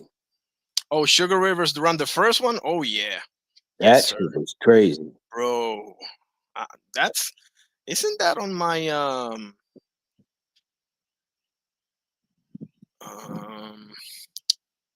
it's gotta be Sugar Ray. Sugar Ray said himself, he said, I knew I lost that fight. He said a fighter know when he lost. There it is. Yeah, absolutely. That's why even Duran like pushed him off in frustration when he saw that Lerner was raising his hands after the fight. He was like, nah, you didn't fucking win. Man. Let's see the round. I think it's 3 rounds this fight. Let's see.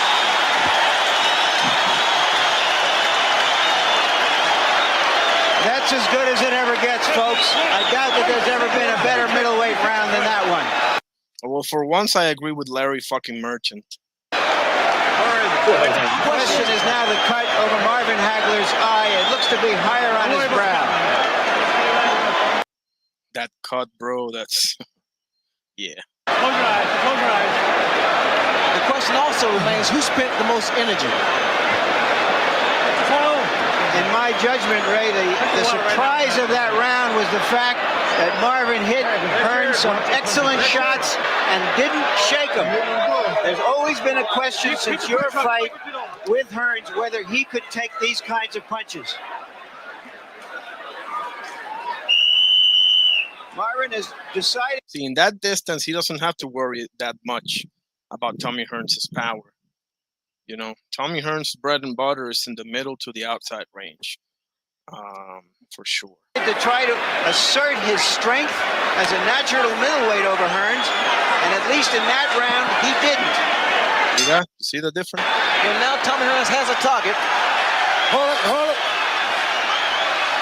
And the key man in this fight can now be the corner. Hagler comes out with a quick right hand. It is not a pace that can go on for 12 rounds. There's no question about that. Regardless of how well conditioned these two are. That's a fuck. You know, the first round, these guys did not use their boxing skills. They just went in there and just unleashed all kinds of punches. They were off balance. This time, Hearns, second round, Hearns is pretty much using the skill. He's boxing. I believe, as Larry Merchant said, that both men have taken the best shot of the other. Oh. That was on the top of the head. That's the punch I'm looking for to Hagler pretty much landing on Tommy. The hook. Because Tommy has a tendency to lean. And Hagler comes with that looping right hook. There's a swelling under the eye of Marvin Hagler as well, and also a little bit of blood under as well as over it. There was a left hand by Hagler, backs Hearns up. Again, Tommy is more so the one-punch knockout, whereas Marvin is an accumulation of punches. There's another straight right hand. That one also hurt Thomas Hearns. Hearns backs up, gets his breath, and comes right back. Hagler has been effective with the right-hand lead. I like Marvin's tactic so far. He's walking his man down, keeping those hands high. Marvin's getting very close to timing him.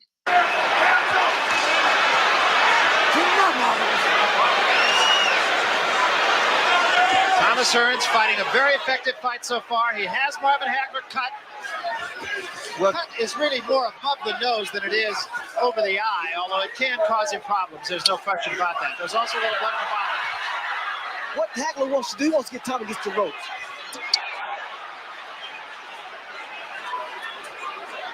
I don't like when Tommy's moving. He's really off balance. He's not moving with good balance. That's a great comment right there by the commentator. Step back. 1 minute remaining here in the second round. Hearns leading with the right hand. Both men leading with the right Tom hand. just put both feet together. Very dangerous. Look at him. He's off He's balance. awkward. He definitely is awkward. This is when Hagler needs to throw that hook. I think that's because, I saw Emmanuel Stewart, a video. He said that he saw some guy, I don't know, physical therapist or whatever, like massaging Hearns' legs before that fight. And hang on a second, Emmanuel Stewart, because I got it. So what are you saying? He's saying his legs was hurt? Yeah, like he lost, like he was, man, he explains it beautifully. Okay, something like he was to the detriment of Tommy Hearns. What is this, man? I'm all over the place. Give me a second. Emmanuel Stewart, right? Stewart, Hearns. Yeah, one of those shorts that I pick up. He said, listen to this. Oh shit! It's 1 million people. They were in the room next to us, and they were banging the walls. And Marvin was putting his boxing shoes on, and he looked up and he says, "You can't take those guys in the ring with him. It's just going to be me and him." In his hotel room prior to the fight, Thomas Hearns received a massage from a member of his entourage. That act upset trainer Emmanuel Stewart.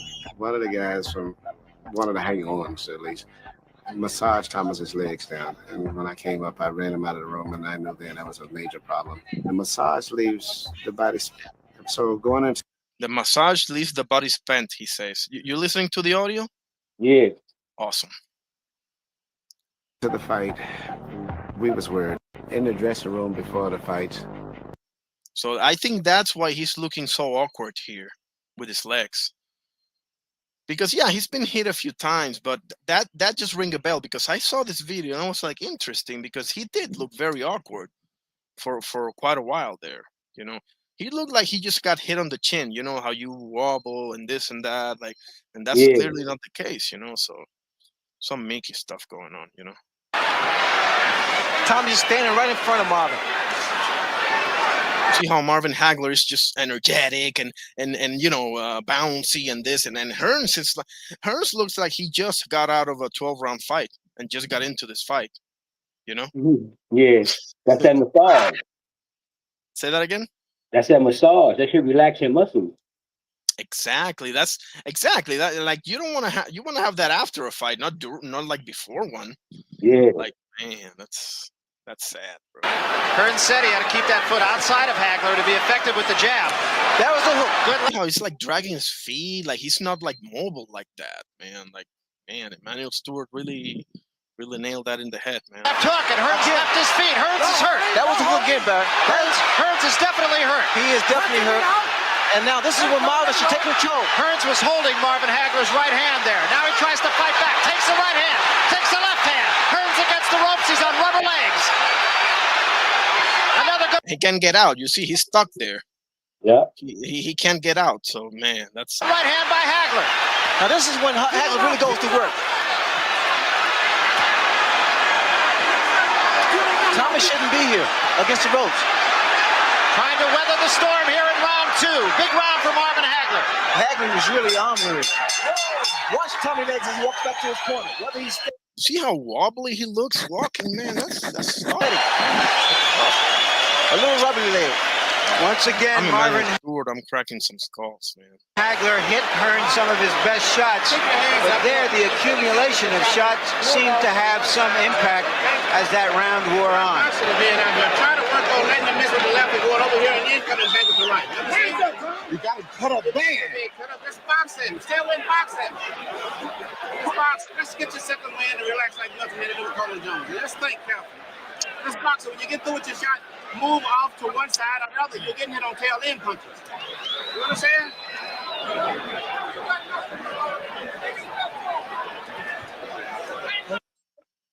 Brother Ty is in the house. Look at Ty Wildin. Give me a second. Let me say hi to Brother Ty. Morissette in the house. Yeah, we're just having some fun here. I just got through 11 Brother Ty. Morissette in the house. Yeah, we're just having some fun here. I just got through 11 Brother Ty. Morissette in the house. I'm hearing you twice. I'm hearing myself twice. Give me a second. Am I still sharing my Brother Ty in the house? Always welcome. Always great to see you, my brother. Pack him up, Marvin. Pack him. Yes, sir. Pack him, Marvin. Listen, I love me some Tommy Hearns, bro. Don't get me wrong, bro. How can you not love Tommy Hearns, right? How can you not? You know, you're going up against my boy, man. Don't worry about the cut, man. You had him good, man. Don't worry about the cut. Just gotta keep popping like that, man. Gotta keep popping, understand?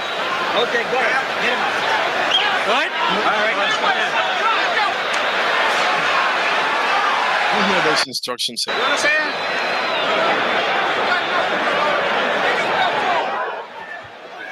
Don't worry about the cut, man. You had him good, man. Don't worry about the cut. Just gotta keep popping like that, man. Gotta keep popping, understand? Okay, go ahead. Hit him up. Okay. All right? All right.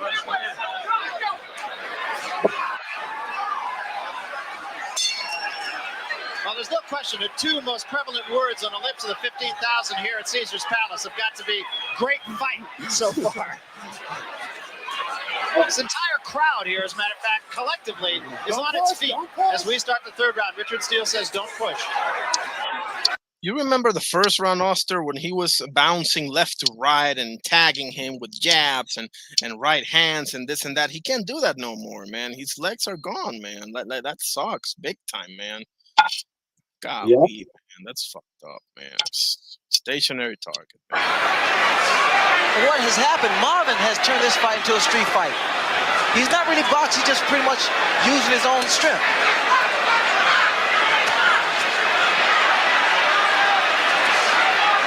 You notice Marvin punches. Okay, what's doing it now, though? They fell short. He's on way from throwing all those punches in the second round. Hagler getting the jab in early here in the third round. He hasn't used the jab much. He's gone with a right-hand lead. He's throwing punches off his back foot. Tommy just held Hagler on his head, which meant that he really doesn't know where he is. Tommy Hearns occasionally, at least to me, Ray, just looks to be awkward. He just seems to get his legs tied up. Well, he really is awkward because of his height advantage. And now we're going to get a moment for the doctor to come in as that cut just opened up. It's not bothering your no, it's not bothering his sight. Let him go. Man, look at that, bro. That's how hard. Look at that gash right there, bro. That's how hard Tommy Hearns hit you, bro. He'll break your freaking skull, bro. No joke, man. That's that right hand. You know how they say build your perfect fighter, and there's, you know, jab, footwork, this and that, the other. Right hand, bro, low key, I might say Tommy Hearns, bro. I'm not gonna lie. You'll be hard pressed to find a better right hand than that one, to be honest with you. Oh shit, my connection is going haywire on me. Let me close some tabs here. If I go out, I'll be back. Okay. A lot of blood on the face of Marvin Hagler, and let's see if he just doesn't try to do some serious business or just get through. That jab of Hearns is effective, even though he's throwing it off the back foot. A good right hand by Hagler drives Hearns. Oh, he caught him in the exit there. Yep. Through that jab of Hearns is effective, even though he's throwing it off the back foot. A good right hand by Hagler drives Hearns into the ropes once more. Tommy can't take too much of it. Hang on, let me see if anybody wants to. Oh, okay.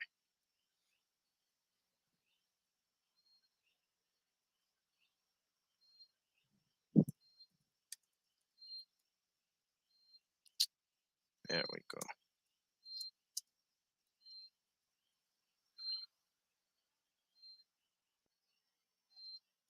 Okay, there we go. And again, it's a matter of accumulation of punches thrown by Hagler, which is probably where Tommy's down. I'm sure Marvin feels that he has got to hurry things up here because that cut is not going to get any better. There's no question about it. Right hand sends Hearns. He doesn't know where he is. Hagler goes in for the kill now. He's gone. He's gone. He's down. That's all she wrote, fellas. Yeah. Yeah, because the thing, bro, I keep telling people, if Tommy Hearns had the chin that Marvin Hagler or George Foreman or Triple G or Canelo had, I don't know if anybody beats that guy. Okay? Like, to be honest with you, because he had everything else, bro. He had everything else. Had power, boxing, movement, you name it, bro. Speed. And that sucks, bro. That really, really sucks. Batman Boxing 3. That's one of the greatest channels for just awesome YouTube shorts. You know, What? harmless for awesome YouTube shorts. That's where I found that short that I sent you about Hagler with the Petronelli. Let me see if that's true. 1 second. Hagler Petronelli's boxing.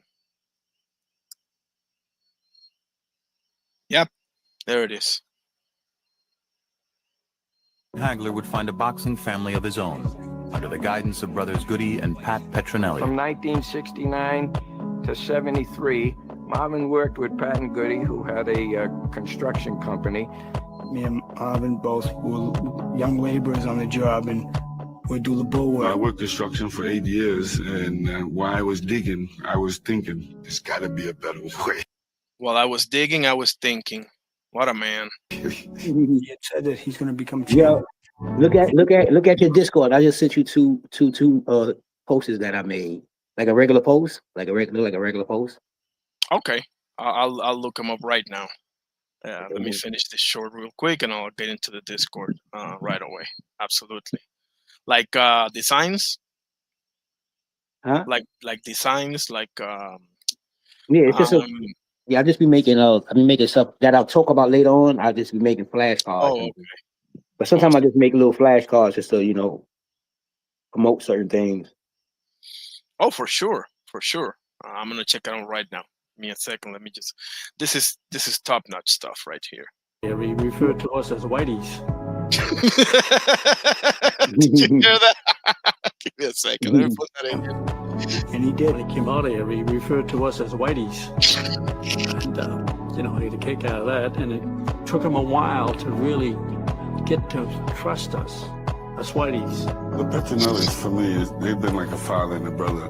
I was able to talk about anything under the sun with them, to share even things that when I was upset or my personal life or whatever.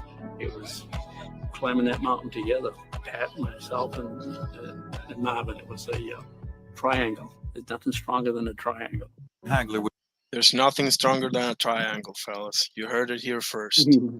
What a beautiful story, bro. And the Petronellis, when in his first fights, I don't remember if it was like his first 6, 7, something like that fights.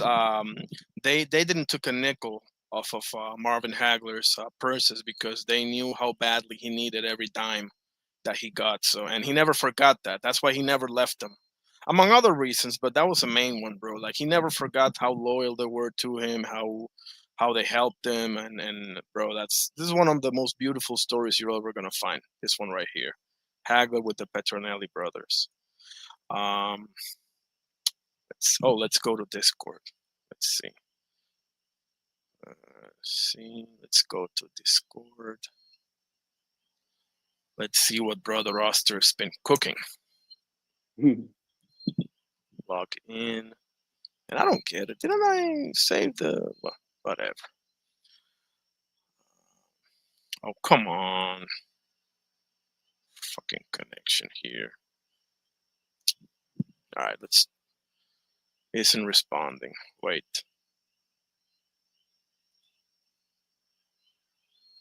Whatever. Let's try that again.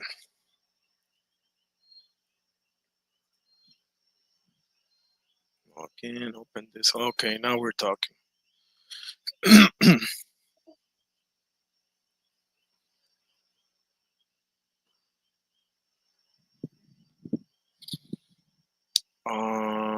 Was that in the server or in? Oh yeah, there it is. Okay. You have when your when your dog wins, you're crazy as hell, man. Errol Spence breaking news.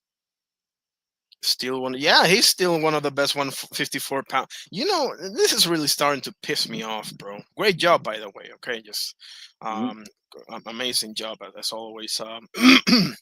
But bro, I'm like, okay, so he lost to Terrence Butcrow. For granted, that was as one-sided as you can get. But so, I mean, shit happens, bro. I mean, so Canelo's trash because he got his ass whooped by Floyd or by. I mean, man, this is starting to really get on my nerves. Like, and I don't even like Canelo like that. You know this, but to be honest with you, I can't get there, bro, and call somebody trash or bro, like this is bad, bro.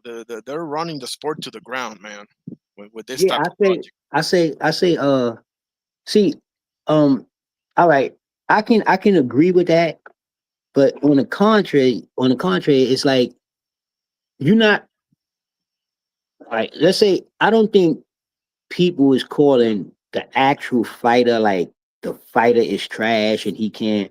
I think it's more of a figure of speech within a statement, like saying like I will say Tank is trash because Tank don't want to fight other fighters. I'm not saying Tank can't fight. I'm not saying Tank is trash. You get what I'm saying?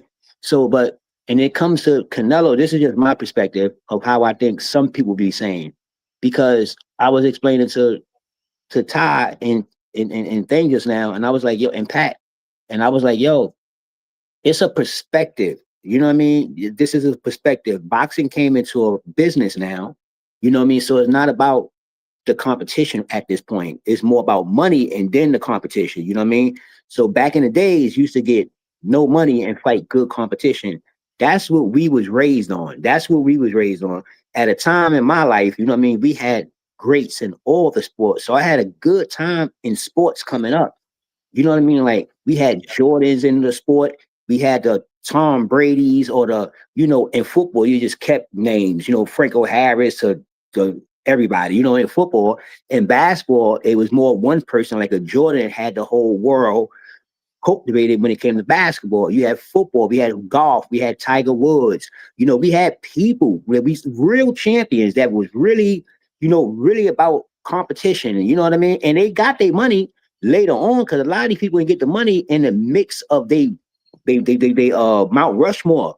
You know what I mean? And so then we had all these, and then we go start boxing. We had the Ali's, we had the Tysons. You know, this is what we came up with. So you can't be mad. People can't be mad as certain kind of fans because they want us to be a modern day fan. See, modern day fans say things like, "Nah, man, you know, man, he paying them more money, man. So he went over there and fought Jake Paul." You know, that's a modern day fan, and they say that fans that really love the sport, they will call us haters and things like that. And it's like, no, we're not saying they soft. We saying they doing girl tactics because it's, you know, when you think about boxing, it's about boxing first, but the fighters is the ones that changed it to be about money. It ain't the fans. You know what I mean? The fighters is the ones that was like, man, I don't care about that, man. I'm getting this much money to fight over here. And irony on the real side, like I say, and I told it to Ty, I said, I'm trying to make boxing better again. That's why on my channel, I try to do, you know, certain things with you know, the ducking and certain things and let it be exposed and let it be just the way it is. It's okay. It's fine. Because it's a business. So it doesn't matter. You know, like a prostitute in the street.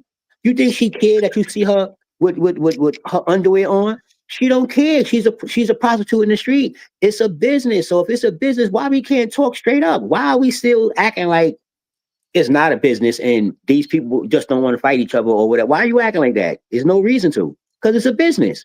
Right or wrong? If it's a business, you can put it out there. Yeah, I mean, I agree with that. I'm just saying that in what other sport people do that? Like, can you imagine people being like, for example, oh, Kobe lost to Detroit in '04, so therefore he's what?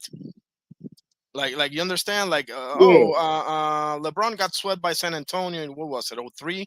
So he ain't that. What? Like people don't everywhere you look, like Tom Brady got that bad game, or he got beat by the Eagles or or the fucking Giants. Don't get me started on that shit. Or the like, come on, guys, you don't really see this anywhere, not even in the UFC, bro. And that's something that I gotta, as much as I hate to admit it, I gotta give it to Dana White, because if there's one thing he's done just perfectly, is he educated his fan base as far as, listen, losing it, we can't have this nonsense that oh, you lost, oh, he lost, oh, the other, no, the best are fighting the best here. So you can't have shit both ways, guys. You can on one end be like, yeah, he needs to fight that, like, for example, okay, everybody wants Tank versus Shakur, right? Mm-hmm. Whoever loses that fight, you can't be calling them no names. I mean, listen, don't mistake me for being babying no fighters here, okay? I want to be clear here. I'm not saying that you can't say some shit. You can say whatever you want, but when you go on social media and start memeing people and calling them this and that, like, after one loss, didn't you want to see the fight, bro? Somebody got to lose, bro. Like, Yeah. what are we doing here? Like, But you know something though, Irony, to be honest with you, I mean, like when you look deep into it, like because you got to at this time because these people was coming from nowhere. So when I look into it, I'm like, okay, cool. You can't say that somebody's a bum after they lost one fight. See, we know that as older people, we know that, but it's been indoctrinated so much in today's boxing. Is not the fans. You can't be mad at the fans if they call you a bum after one loss. You know why? Because that's the thing now. It was one trophy before, and everybody used to go for one trophy. That was the thing. So nobody didn't care about their loss because they still had a shot to go for the trophy when they was inside of a tournament. You get what I'm saying? Like the Olympics, you may lose the first round, but you still in the tournament. You get what I'm saying? You still got a chance to come back and win. So in a modern day boxing, in this era right now, none of that shit matters. What matters to these kids is having a zero record because that makes them pretty. That makes them like, in the upper echelon with everybody else. They don't care if it's 15-0 at this point. They could be 15-0. You know what I mean? 18-0, not even like 30-0. But everybody is really chasing this scared to be with the scared of, oh, Tank is the only one that verbally said it. He said it a different way. He said, I'm afraid to lose. That's like you're afraid to lose your O. It's just word semantics. It's the same thing, you know what I mean? And it's stemming and no BS. It's stemming from Mayweather. Mayweather is the creator of this, zero thing. This whole zero thing. Like if you lose your zero and then you ain't nobody, so you can't be mad at. And I don't understand how people be mad at what the fans say and do because it's based on the boxers. Mayweather is the one that told everybody I'm 50-0, and that's why he's the way he is. Why you think all the other that younger worked for fighters? him, though, bro. That worked for him. No, but what I'm saying, Iron, is that if it could work, what I'm saying is that the 50-0 thing worked for Floyd Mayweather because it wasn't a thing. It's a thing to these kids, these new boxers. So Floyd, he started that at 43-0. He started that. He didn't start when he was 15-0 talking about my next 35 fights. I'm trying to be 50-0. That wasn't Floyd plan when he came to be boxing. When he got to 42-0, he knew he could do something and beat Rocky Marciano record. That's what Floyd Right. got on that. It wasn't about none of that shit. He wanted to beat the record to be the best. That's what Floyd wanted to do. And he wanted to hold his O because he needed to hold his O because his goal was to beat Rocky Marciano record. They mixing it all up. Sure. You get what I'm Right. saying? Because okay, you're saying okay, so we're gonna clash here, which I don't mind. But so you're saying you can't be mad at the fans, and I hear your explanation. Okay, I hear plainly, and I respect that. But okay, so if you're gonna tell me that I cannot be mad at the fan for calling a fighter a bum or a trash after one loss, well then guess what? we can't be mad at a fighter when they don't want to fight at each other. Then you can't have it both ways, fellas. You No, can't. but now what I'm saying is that, see, what I'm saying is this, is that, all right, let's do this algorithm, right? It's an algorithm, and this is how this thing works. It's an algorithm because what you dish out is what you get back. No matter what you do, no matter where you, that's just how it goes.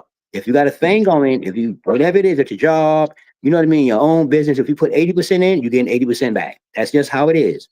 Yep. You get what I'm saying? So now, what I'm saying is that before. Now, this is the only way we're going to remember, the only way we could understand it, if we know how before it was. See, a lot of these boxers and a lot of the fans don't know boxing before. A lot of these young boxers don't watch old fighters. They just don't, because they believe that they better. You see how Shakur talk, and Shakur my guy. But you see how crazy he talks sometimes when it comes to old fighters. He be like, this one ain't nothing, this one ain't nothing, this one. You know what I mean? They get like that, man. And so what I'm saying is that when these times come, because they always come, you know what I mean? So we can't be mad at the fans, because here go the algorithm. Here go boxing, you got fans and you got boxers. That's the algorithm. You get what I'm saying? That's the circle. It ain't no other circle. That's the circle. You got the boxing association with all the commentators and all that stuff. That's them, right? You got the fans. That's all them crazy fans, good fans, casuals. That's all the fans category. And you got the boxers. Now, the boxers come out and fight, and people start to like them for whatever reason. Knockouts, flyness, media, whatever it is. Y'all got the fans liking y'all. This is what y'all do. And y'all keep this going because this pays your bills. If you didn't have no fans, you don't get, you see, like Shakur, they say Shakur ain't got no, but why you think they say Shakur can get a fight? So I'm not crazy. They say he ain't got no fan base. He ain't gonna bring what? No money. Do you get what I'm saying? He ain't gonna bring no money. So this is a narrative that they have. So they can stick that narrative there all day long. It's fine. Because that's what it's about now. It's about business. So Shakur could scream all day long, I beat your ass, I beat your ass. You ain't bringing in no money. But you get, like Tank is literally doing what I'm talking about. He's doing it in real time. He's going to fight Well, this Paul.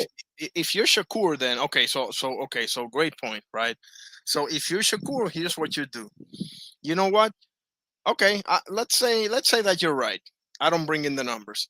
Give me the terms. I'll accept them, and I'll whoop your ass. If you're so sure that you can, because fighters have done that before, bro. James Toney did that against Michael Nunn in his first world championship fight, if I'm not mistaken. And even Floyd did that with Oscar. I'm like, listen, just get in the ring with me. Give me whatever you want. I know you're the champion still, and I'm not, and blah, blah, blah, blah, blah. I know all that.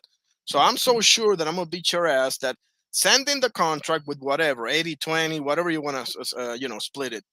And I'm going to accept 100%. it. Exactly. Like that. It's a mindset thing at the end of the day, because, I mean, and I don't, to be honest with you, bro, I don't necessarily like when people put this on Floyd Mayweather, and I'm not Floyd, all respect, obviously one of the, if not the greatest fighter of all time, but I'm not even like the biggest Floyd fan. Like I got some things against him, but with all that being said, like that worked for him. Like, okay, let me give you a great example. Mexican fans, their goat by and large, like you ask 100 Mexicans that are boxing connoisseurs, and I guarantee you at least 80 of them will tell you it's Chavez, at least. But here's the thing. They have somebody that retired undefeated. They got somebody that's 51-0. His name is Ricardo Finito Lopez. Now, granted, he wasn't in the most heralded division in the world. We're talking about 105 and 108 in strawweight and junior flyweight. But the point is that he retired undefeated, 51-0. And they don't have him as their GOAT. Now, I personally think that's bad,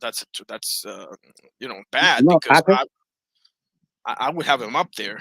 But I can agree with that, because I can agree with them not having him as the GOAT, because I ain't on the real side. See, I understand you got to understand there's people they mix it up, and when boxing is not together in no sense, and they mix everything up. They mix the resumes up with the titles. They mix the resumes up with the belts. Then they want to mix the belts up with the weight classes.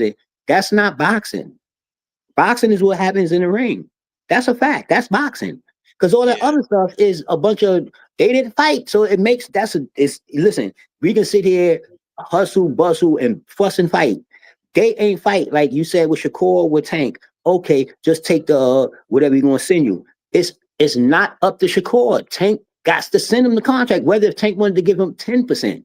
He ain't sending it. So that's a hard fact. If no matter what Shakur wanted to take, it don't matter if he wanted to be a controversial. You didn't send the contract. You is the one that can send the contract. And if we stick to that, we can get to the truth of boxing, and you can still like Tank, you can still like Shakur, because Tank probably not ducking. But if we don't get to the real of it, and like I was telling you about the algorithm, so if somebody come out here and knock you out, you know what I mean, knock out, now, like say for instance, like a Tank.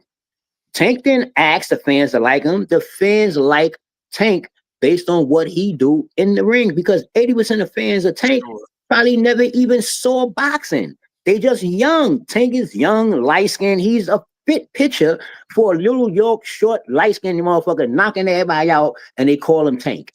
Now, he could have been a Shakur, a light-skinned Shakur dancing around. No, you can see that. You can clearly see the difference in boxing fans. It's not hard. If you don't know boxing, you're going to go with people like Tank because he knocked people out. That's what people know about boxing. The average boxing fan don't know about boxing about 12 rounds. They don't know. They know about knockouts, right or wrong. The average boxing fan that don't know nothing about boxing, they know Tyson for what? Knockouts. They probably never seen Tyson in the ring box one time. They just know him for knockouts. They know it's Mike Tyson. He knocked everybody out because everybody in the world is saying it. So you can never be wrong liking somebody like Mike Tyson. That's why it be so much bot shit going on the internet, because you talking to people that just know Tank for being in the ring. They don't know who Tank next opponent is. They know Tank on boxing night, on fight night. That's when they go watch Tank. They don't watch no media. They don't watch none of that stuff. And this is what people be talking about. And that's why it be so hard to explain to them. You're not understanding what we saying. When people is that talented, when people like me see somebody that's that talented, I want to see you do some things, because there's a lot of people out here that you can beat up and get all the money you need. If I can box, I would do it. But that's why I'm a fan. Like, it's just funny to me, man, because what you dish out is what you get back. And this is why Tank getting what he's getting now, because you was quiet in the beginning of your career. You wasn't saying nothing, whatever was going on in the background. And then all of a sudden, when you started to talk, this is what we get. And you gonna call us wrong? You gonna call the fans wrong? You never said nothing before, so how could we be wrong? You never been this vocal in your whole career. How could we be wrong? Only thing you ever said is I'm gonna beat this person up, and beat that person up, and gotta let that's you got the fans is going by what you dishing out. They not making nothing up. You get what I'm saying? They're not making it up. You talk about Shakur like he talk about you. So your fans who know that you is super Tank want you to beat this little pretty light-skinned dude up. Just like if you was in the street and your brother was talking, somebody was talking shit and you had a brother and you think you could beat him, you'll go get your brother to beat him because you keep talking shit. Right or wrong, right?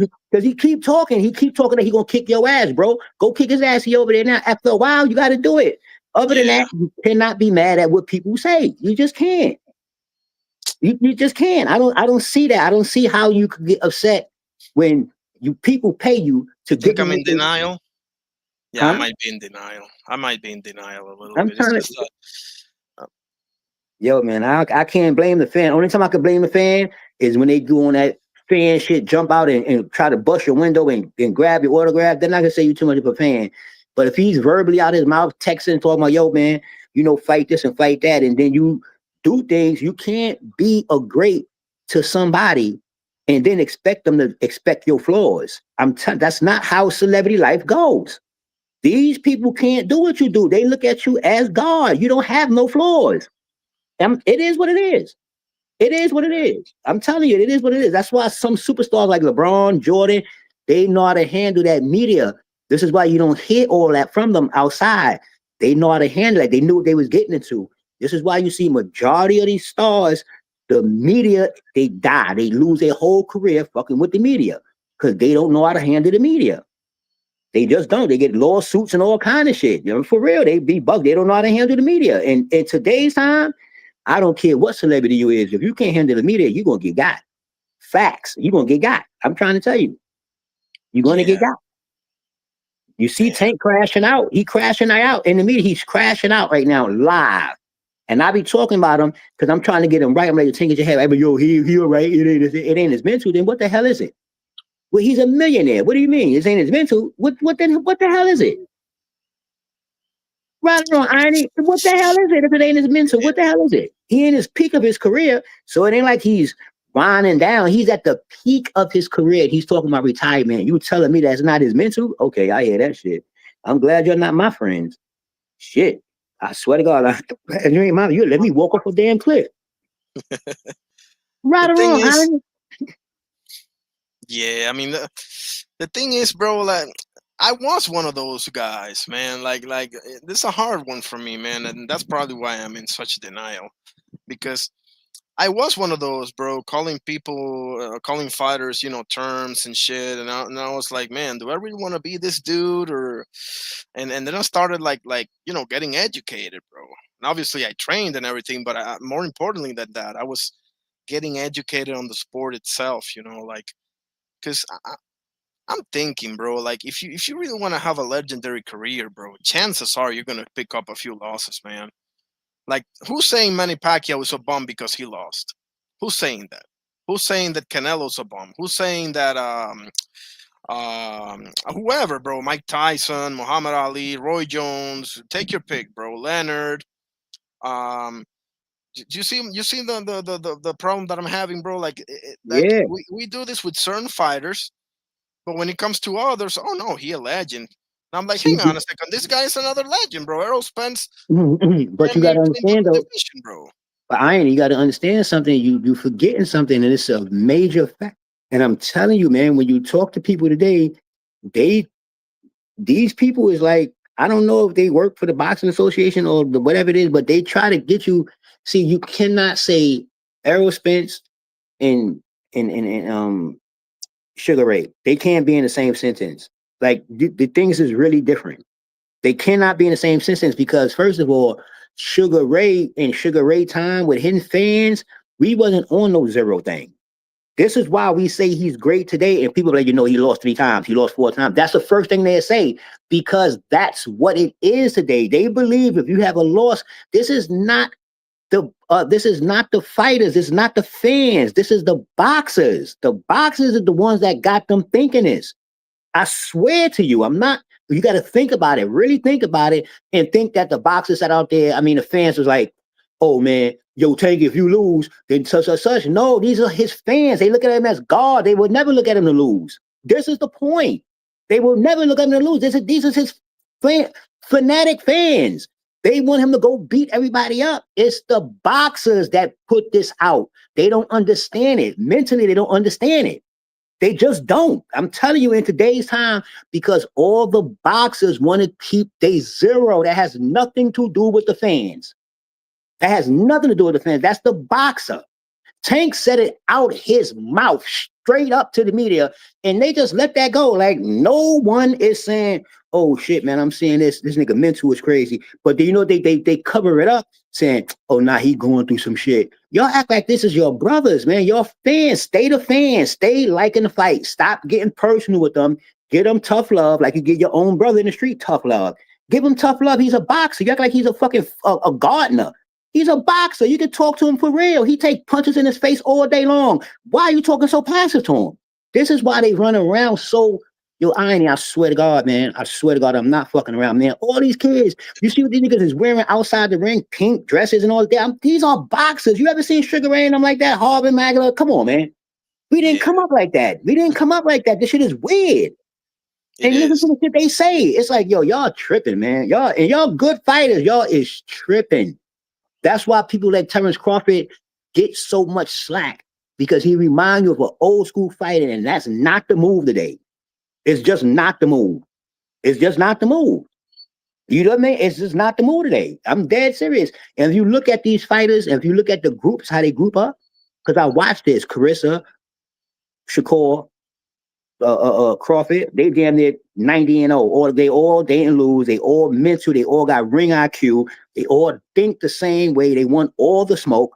They ain't ducking nobody. You get what I'm saying? And it just happened to be that crew to be together. And Keyshawn is in there. Before he did his little thing, Keyshawn be right with them. It's certain mental crews. If you look at Derrick James and them crew, it mentally broke down. It was mentally breakdowns. Look at it. They crew, it was live. Fucking Charlo, he had what, mental problems. Eric Spence, he had mental problems. He couldn't fight no more after cross. They was going down. It was breaking up. Man, this shit is so real. You can see this shit all day long, man. Eddie Renault, they over there fighting. They don't get no slack. What happened with them? 7 of them was on PEDs. It's a crew thing. It's not hard to figure it out. It's really easy. It's extremely easy, but people talk in narratives because they love fighters. They don't like boxing the way they think they like boxing. They like the fighter more than boxing. And I can tell it when they talk. Because when you talk boxing, They like, yo, you're a Terrence Crawford fan. You're overly fan. No, he just don't got no flaws. I just pick when I ain't got no flaws. That's it. I don't have to talk for Terrence Crawford. What you got to talk for him for? What you got to say for him? What you got to say? There's nothing to say. There's no fight you think that he didn't win. There's no fight that he went in and he was 80-20. Every fight Crawford had, it was either he was 85% the underdog in all of them. Even up to the Spence and up to Dang, he was always the underdog. I mean, they be thinking I'm crazy, man. Like I'm losing my mind, man. But when you speak straight facts and you can't get around it, you be deemed to be crazy. Because today is into a bunch of goalposts moving. They making boxes up. They emailing belts. They doing all kind of shit today. How can you keep up with this shit? How can you keep up with this type of shit today? Come on, man. Niggas is waking up as a champion. You like, yo, what the fuck? For real. And still ain't fighting nobody. I'm like, yo, what the fuck is going on, man? God damn. Yo, it's crazy, Arnie. I'm telling you, man. And when you just speak the facts, all I'm talking is facts. I'm just talking about actually what happens, what I see. You get what I'm saying? They say people ain't getting email belts. That's bullshit. Niggas is waking up champions today. What is you talking about? Niggas is waking up champions straight up with a belt. Right or wrong. And they mad at Belanca because he had a parade for a loss. These niggas is waking up with belts. What you talking about? Yep. Hey, you wake up tomorrow and you a champion. They call your manager and say, yo, man, you got the IBF champion, man. We emailed it to you. Why? We just wanted to give it to somebody. Use the next up. That's boxing today. And then somebody would literally say, oh, well, he had to be doing good to be in a place to get that. Well, what is it, man? Do you want to fight for the belt or you want to be in a place to get the belt? What is the boxing going on today, Inie? What's up, man? Really talk to me. What's wrong? Did you doing all that sparring and training to get emailed the belt? Is that what you're doing it for? Hell no. As a boxer? Come on, Inie. When we as kids, we go play the basketball game and we getting up train and all that. And we got to go to Brooklyn. We ready to play. We come out the train station, it's pouring down rain. You think we happy or mad? Right or wrong? You think we happy or mad? And when you going to play soccer, it's the championship game of the day, Inie. When you was a kid, you got all your people, you're trained to all this stuff, and you walk to the soccer field in the middle of the way there, it's a thunderstorm. You happy or mad? You want to play, you want to win. Like, what the fuck, man? What's going on here, man? Yo, you be pissed the fuck off. And I just can't blame the fan, Inie. I'm telling you, man, in today's time, the fans is the scapegoats of everybody bullshit. They blame it on the fan. Like the fan got control of the boxing, like they got control of fighting. The only thing the fan got control of is their credit card to pay that pay-per-view when you ready to fight. That's the only thing the fan got. And he could text some shit on the internet, right or wrong. You're saying that they're doing that as a way to like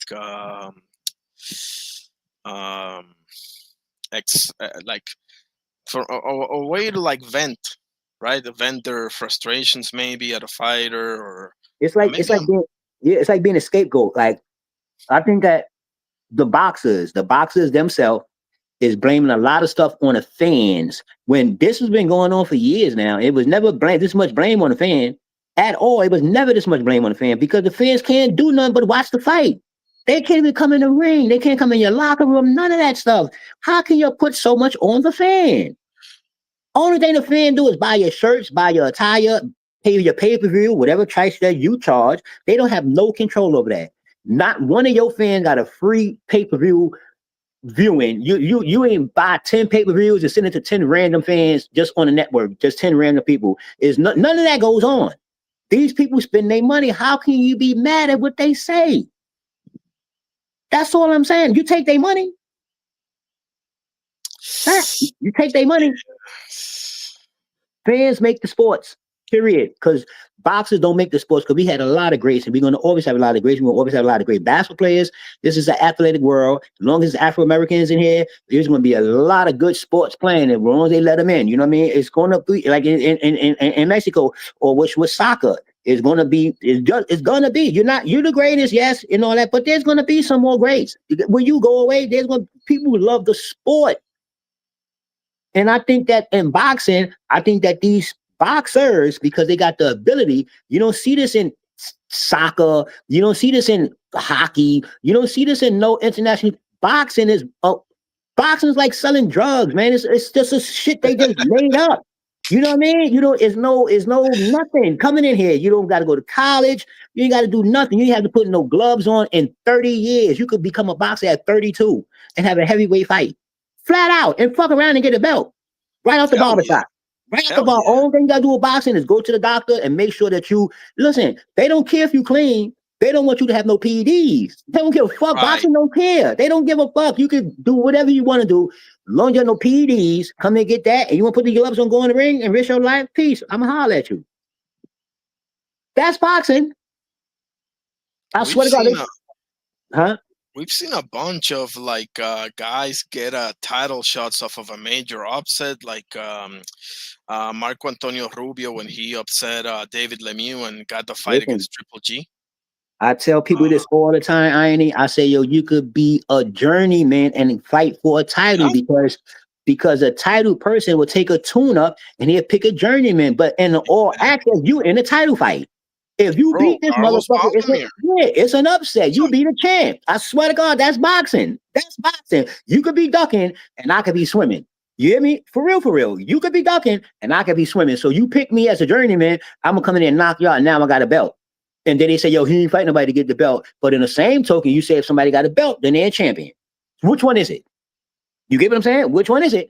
It don't matter how you get it, because you said if you have a belt, then you a champion. Yeah. It don't. I mean, that's what people say. It's just what people say. It doesn't matter how you get it today. Boxing is the only sport that will give you that. Like Carlos Baldomir beating Zab Judah and getting a Floyd Mayweather fight, and then getting a Canelo fight. Are you kidding me? I'm trying to tell you. Nobuhiro Ishida beating James Kirkland, getting a Triple G fight. Like that shit can only happen in boxing, bro. Seriously. Like this is the only sport, man. This is the only sport in America, and it makes it so bad now because boxing is really giving up that money now. So these people, and that's what I'm saying, these boxers, they is turning into females in a way. They got a lot of money. They're getting a lot of money to do nothing.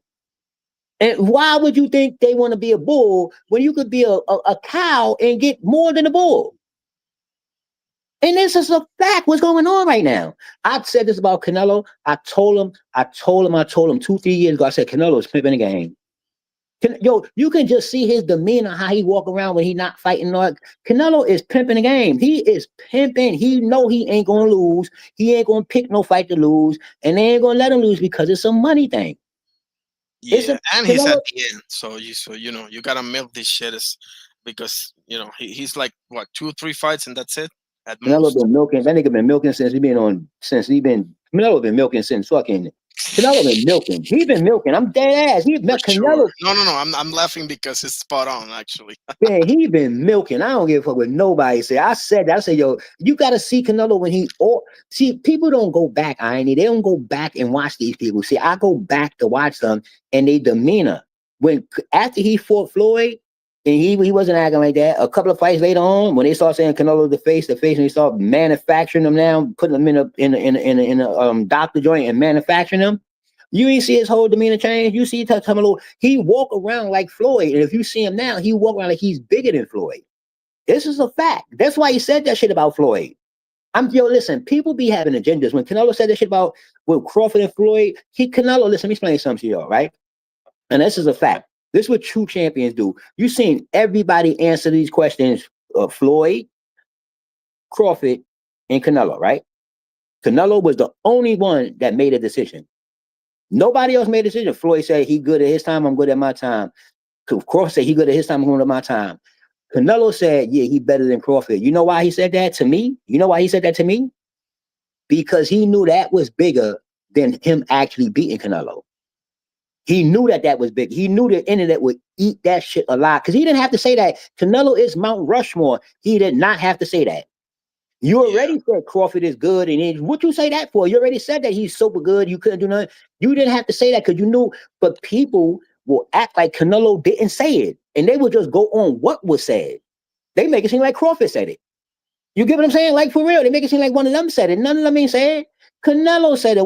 Why didn't the interview? I would ask Canelo, why would you pick a side? You were great. Like, why would you do that? That wasn't cool. Annie, when you think about it, like if you think about it, you would be like, why did Canelo say Crawford was better than Mayweather? Why would you say that? Why?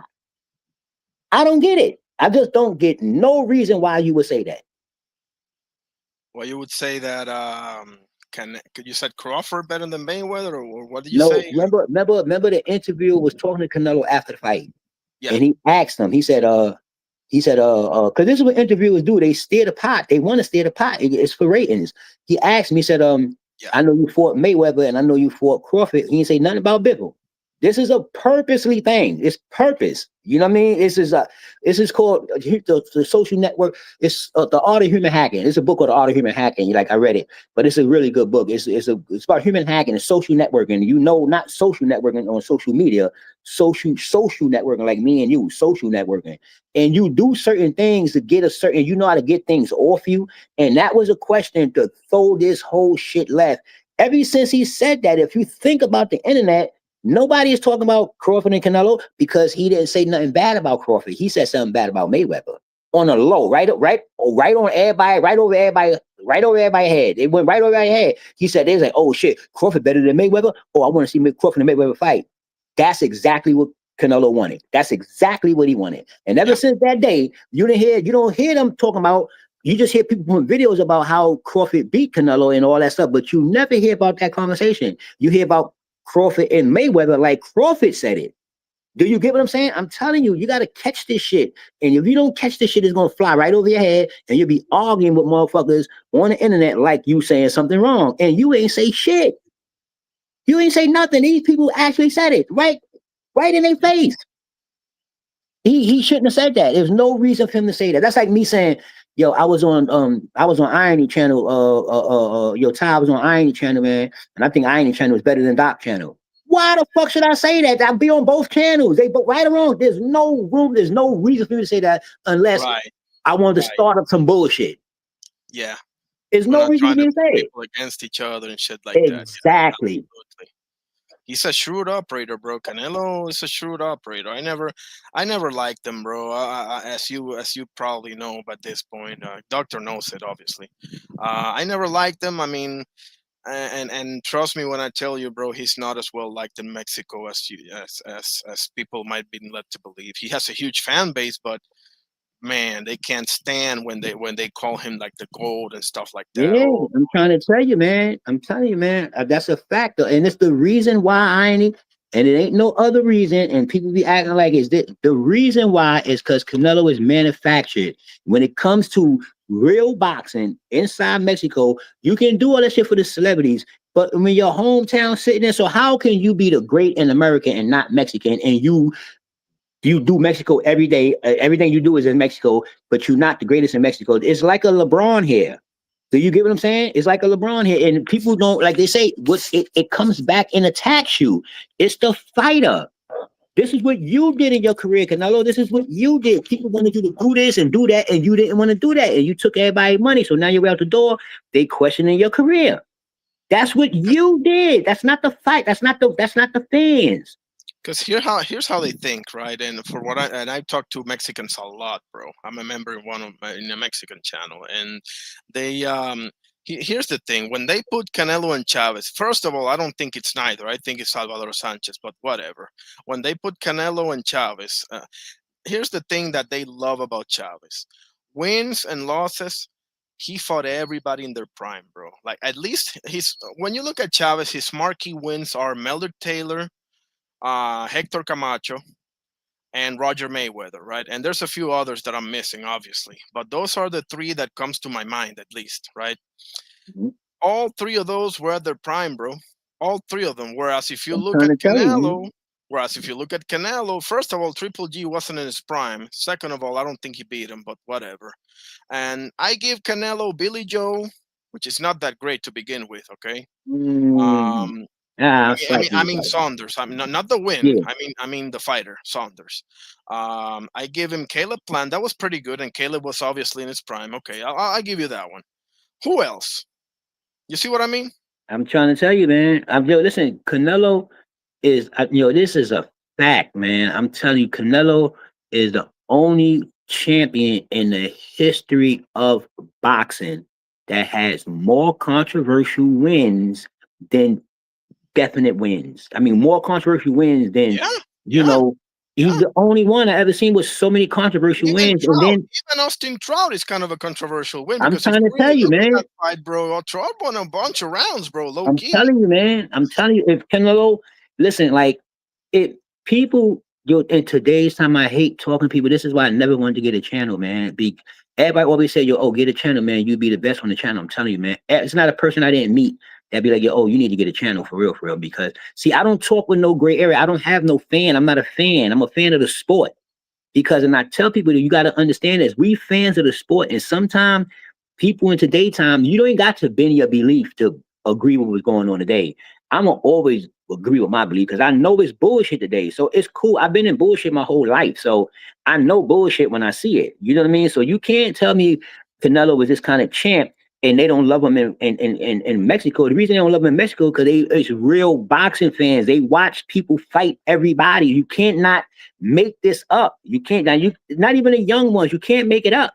Do you get what I'm saying? So if you don't fight, if you the fought Benavidez, win, lose, or draw, but they care about the losses now.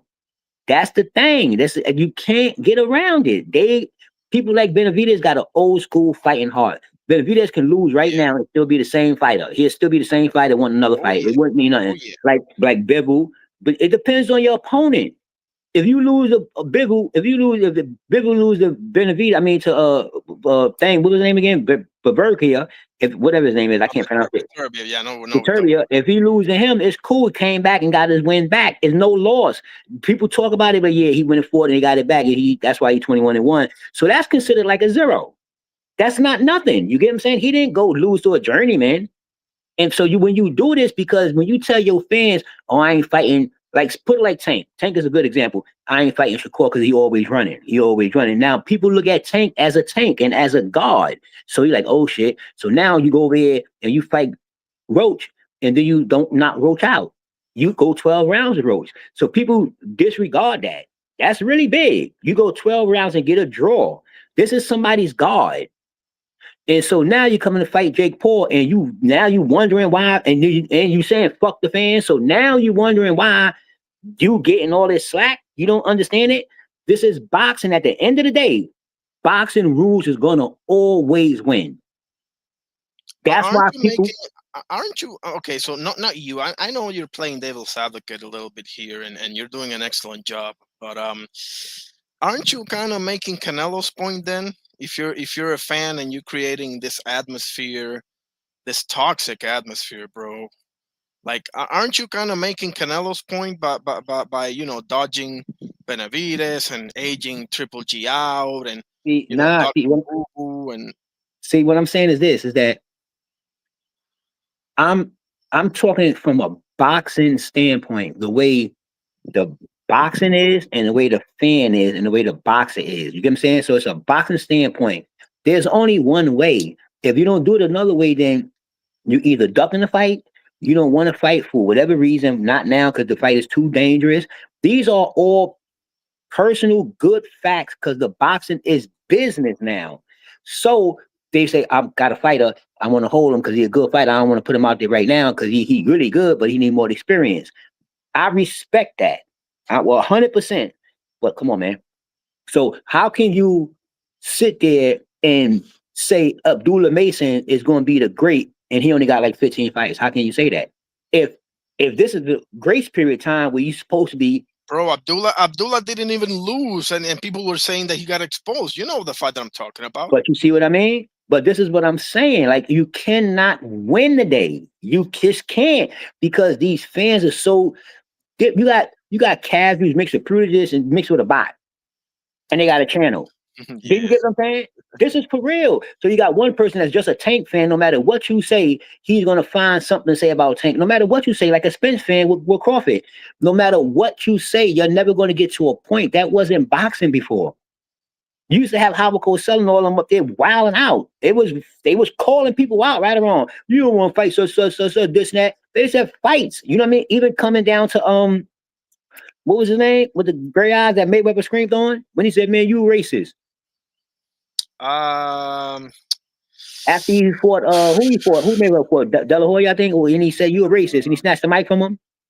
What's his name again? yes, I think it's not Larry Merchant, is it? Yeah, It's yeah, Larry Merchant. Okay, oh, Larry that Merchant. fucking asshole. So yeah, but you see what I mean? This is when boxing was fun. It was really like the street because everybody was talking shit. It wasn't like you couldn't say nothing, you gonna get in trouble, you gonna get silenced. It wasn't none of that. You see niggas just be wilding out. That was boxing. It was fun. Now when they put business, whenever you put business in the front of something, the fun is gone. Because you can't play on the business ground. You just gotta understand that. You get what I'm saying? You don't know what's going on no more because it's business now. Now everything is hush hush. So things just pop up like, oh, Tank fighting Jake Paul. They say that's the business move. This is boxing, but that was a business move because they got business inside of boxing now. You get what I'm saying? Oh, that was so y'all could do business in boxing now. So now you understand why people can duck a fight. Like it's clear as fucking day. It's clear as day. It's clear as day. They gonna just put it on business. That's it. They gonna say, oh, no, he's gonna fight him. But what do you think Virgil Ortiz is doing? What do you think Boots and them is doing? This is what they doing. They making it seem like this is not a good business move, man, to do this now. That's what they say today. So how could you have a cool conversation about you can't even debate no more. You can't have a good debate no more because they're gonna say no, it's about business. So what the hell is we debating for?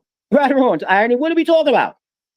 If you got to get up to go to work to pay your bills, right? No, Irony, stay online.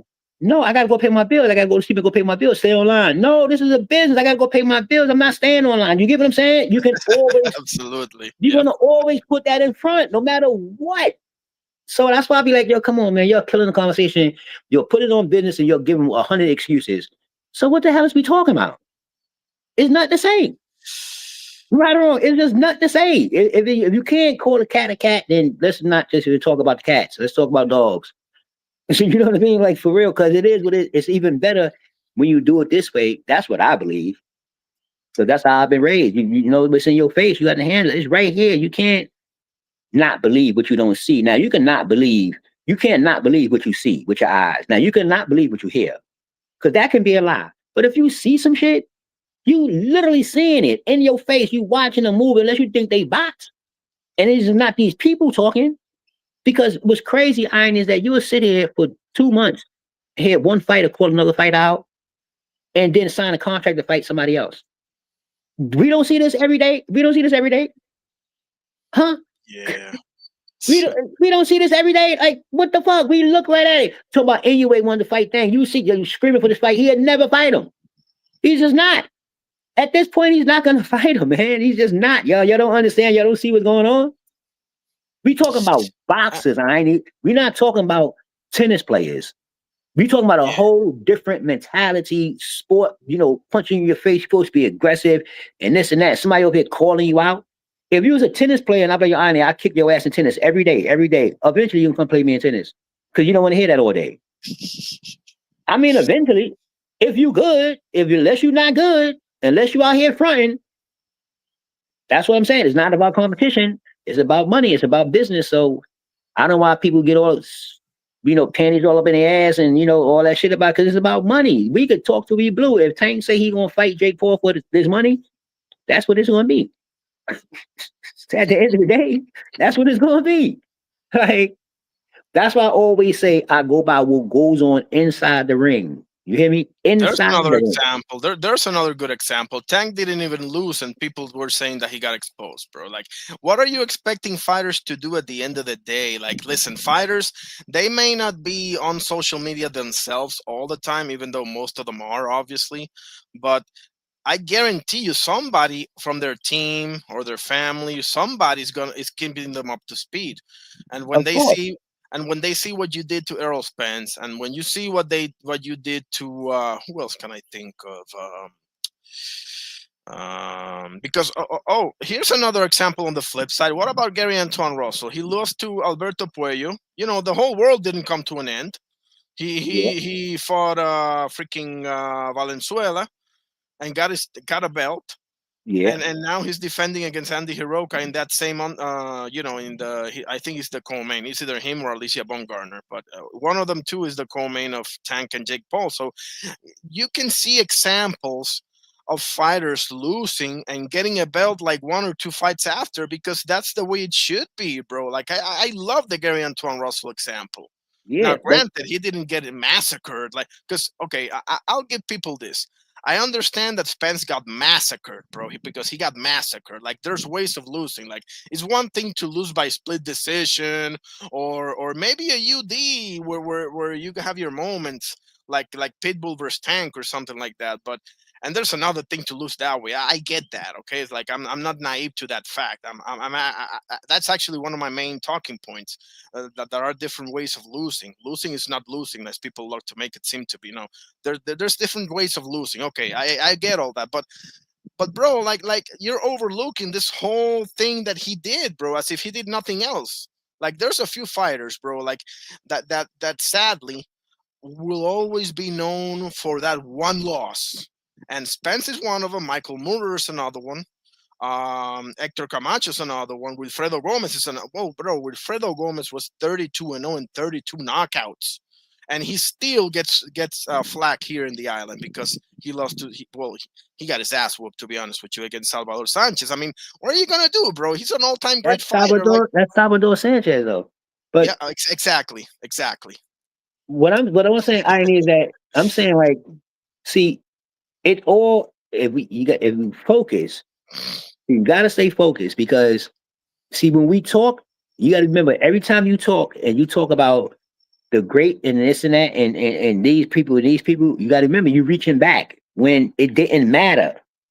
Zeros didn't matter. To the fighters, to the fans, it didn't matter. You get what I'm saying? You could lose a fight. It didn't matter at that time, because that wasn't boxing. Today's boxing is completely different. You get what I'm saying? It matters today. So when it matters, it's a whole different ball game. You heard me? When it matters. Because it matters now. So the fighters themselves, the way they choose the fight, the way they pick the fight, the way they move around, they watch what they say, because they don't want to lose. Because in today's time, it's about chasing a zero.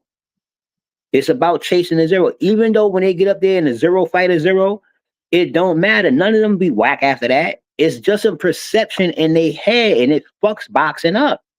It messes the fights up before they can happen. You get what I'm saying? Because they so scared of these zeros. So if Tank can't get the fight with Shakur, he fight Roach. They say he ducking Shakur, because it's not is not bad about the fans. It's because you're both great and y'all talk all day about fighting each other, and fans don't know contracts. Fans believe that y'all can call each other and fight. Fans, that's what a fan believe. A fan believe because he came to you, he became your fan after 28 knockouts and 25 knockouts. He don't know all the people you fought. He just know who you fought. He don't know. He's never seen the fights. He want to see you now up to a 26 fight. Oh, his man put him on. You tell me, you ever heard of Tank? Nah, I ain't no Tank. Who the fuck is Tank? Yo, he's a little nigga again. He be clashing shit. Yo, because I'm not a real boxing head. But now I see the fight and I see him in there, Tank running around fighting, boy, a little nigga. You know what I mean? And he knocking a nigga out. Boom. I'm like, oh, I instantly like him. Like I told you with the wrestling. I instantly like him. I'm just on it. I don't know about him. So if I go down the street, they talk about the fight and we on the block, I'm like, yeah, yo, he knocked him out. You know, so, woo, woo, woo, woo, woo. You gonna think I'm a Tank fan. I'm not a Tank. I just met the dude. I just seen him one time. That's like 80% of fans today. They modern day fans, and the modern day fans is under the zero. They under the zero rule, under the zero thing. You get what I'm saying? So when you get close to that zero, this is why in today's time, when you lose, you ain't nothing. Because that's how far they brain go. See, back in the days, Ali and them had 3 and 4 losses. They was still the number one great stars, right around 4, and all of them lost. They all lost to each other. And nobody gave a fuck. We just wanted to see the rematch. Nobody cared about the law. Nobody cared. Okay, cool. He lost. Want to see the rematch? Right or wrong, nobody said, "Oh, Muhammad Ali trash." Oh, yo, such and such trash. That started coming later on. That was later on with Floyd. You got to remember that when Floyd came around, people start worrying about zeros for some apparent reason. Because Floyd's mission was to get the money at, you know what I mean? And he did that in the middle of getting money. And people think that they paid Floyd that for having a zero. That's you ask the average motherfucker today and see what they say.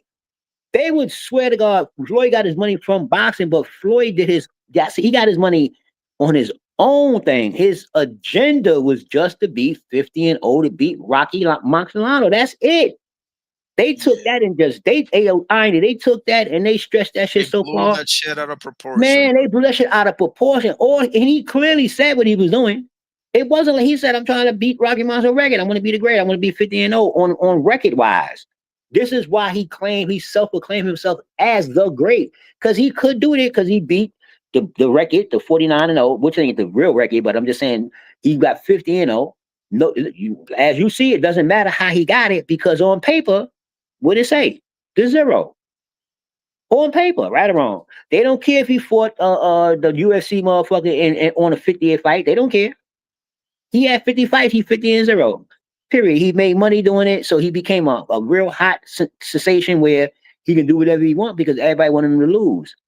You know what I mean? Based on the way he built it up, and he never lost. So now he's sitting there in his shit, talking his shit. That's fine. It's cool. Rock out. It doesn't matter how you like people say. It don't matter how you got your belt if you're a champion. So it don't matter if Floyd Mayweather did that. He got 50 and 0, and that's not easy to do in boxing. That is an extremely hard feat. For sure. Especially if you're trying to do it from when you say, now say Irony, you say you just start boxing, you 7 years old, and you be like, "I'm trying to beat Floyd Mayweather record." Now that's the hard shit to go 50 and 0. You get what I'm saying? So people make those choices when they real close to that limit. Do you get what I'm saying? Then they be like, "Oh, I'm going for that record." They don't plan that in the beginning. Like you asked Crawford, did he plan on fighting Canelo? He's like, "Hell no." Listen to the old videos. He's like, "Man, I ain't think fighting Canelo. You crazy? Canelo too big, man. He's 168. I'm 147. If you remember that. Oh, absolutely. Oh, don't get me started on that, bro. There's weight classes for a reason and ta-da-da. Yeah.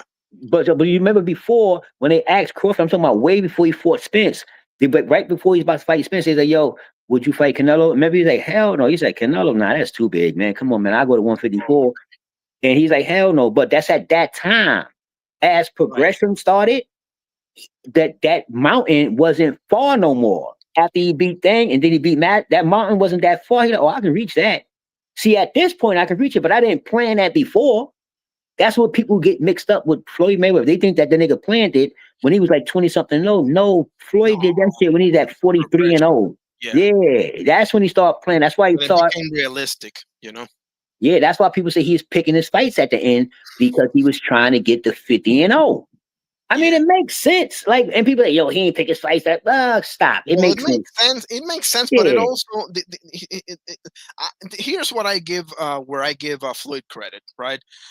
He gets full credit because whenever somebody tries to pull that card on me that he was picking, you know, Robert Guerrero and Berto and all the rest of them, I was like, yeah, but you're missing the point here. The point is he already gave you Cotto. He already gave you Marquez. He already gave you Maidana twice. He already gave you Corrales, Chop Corley, Emmanuel Augustus. I mean, you name it, right? Oscar, Manny. For good or for bad, bro. He already gave you the marquee names. So it's he did that at the there it is right there. You hit the nail on the head, bro. He did that at the end. You imagine Floyd picking and choosing, like ducking Cotto or and then ducking fucking I don't know, not fighting Manny or not fighting Oscar, instead fighting fucking, I don't know, Victor Ortiz or you know that's where Mayweather and Canelo ain't even comparable because Floyd gave you those fights. Canelo never really gave you those fights because if you want to get technical, Triple G was starting to get over the hill, bro. Like he waited for Triple G to have that Mickey fight versus I'm trying to tell you, man. All that, man, that's happened. That's a fact, though. That you know what? And people would deny, like, you know, Triple G was a champion. He was a former champion. Nobody's saying that. Nobody's saying that. Stop changing the goalpost. We saying that he did not fight him when Triple G was in his prime, and that's it, a 100% fact. How can you deny some shit like that?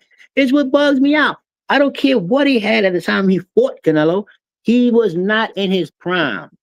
And Canelo did not fight him in his prime. And also, Canelo didn't fight Sergio. I mean, what's his name? Sergi, whatever his name is, he didn't fight him neither.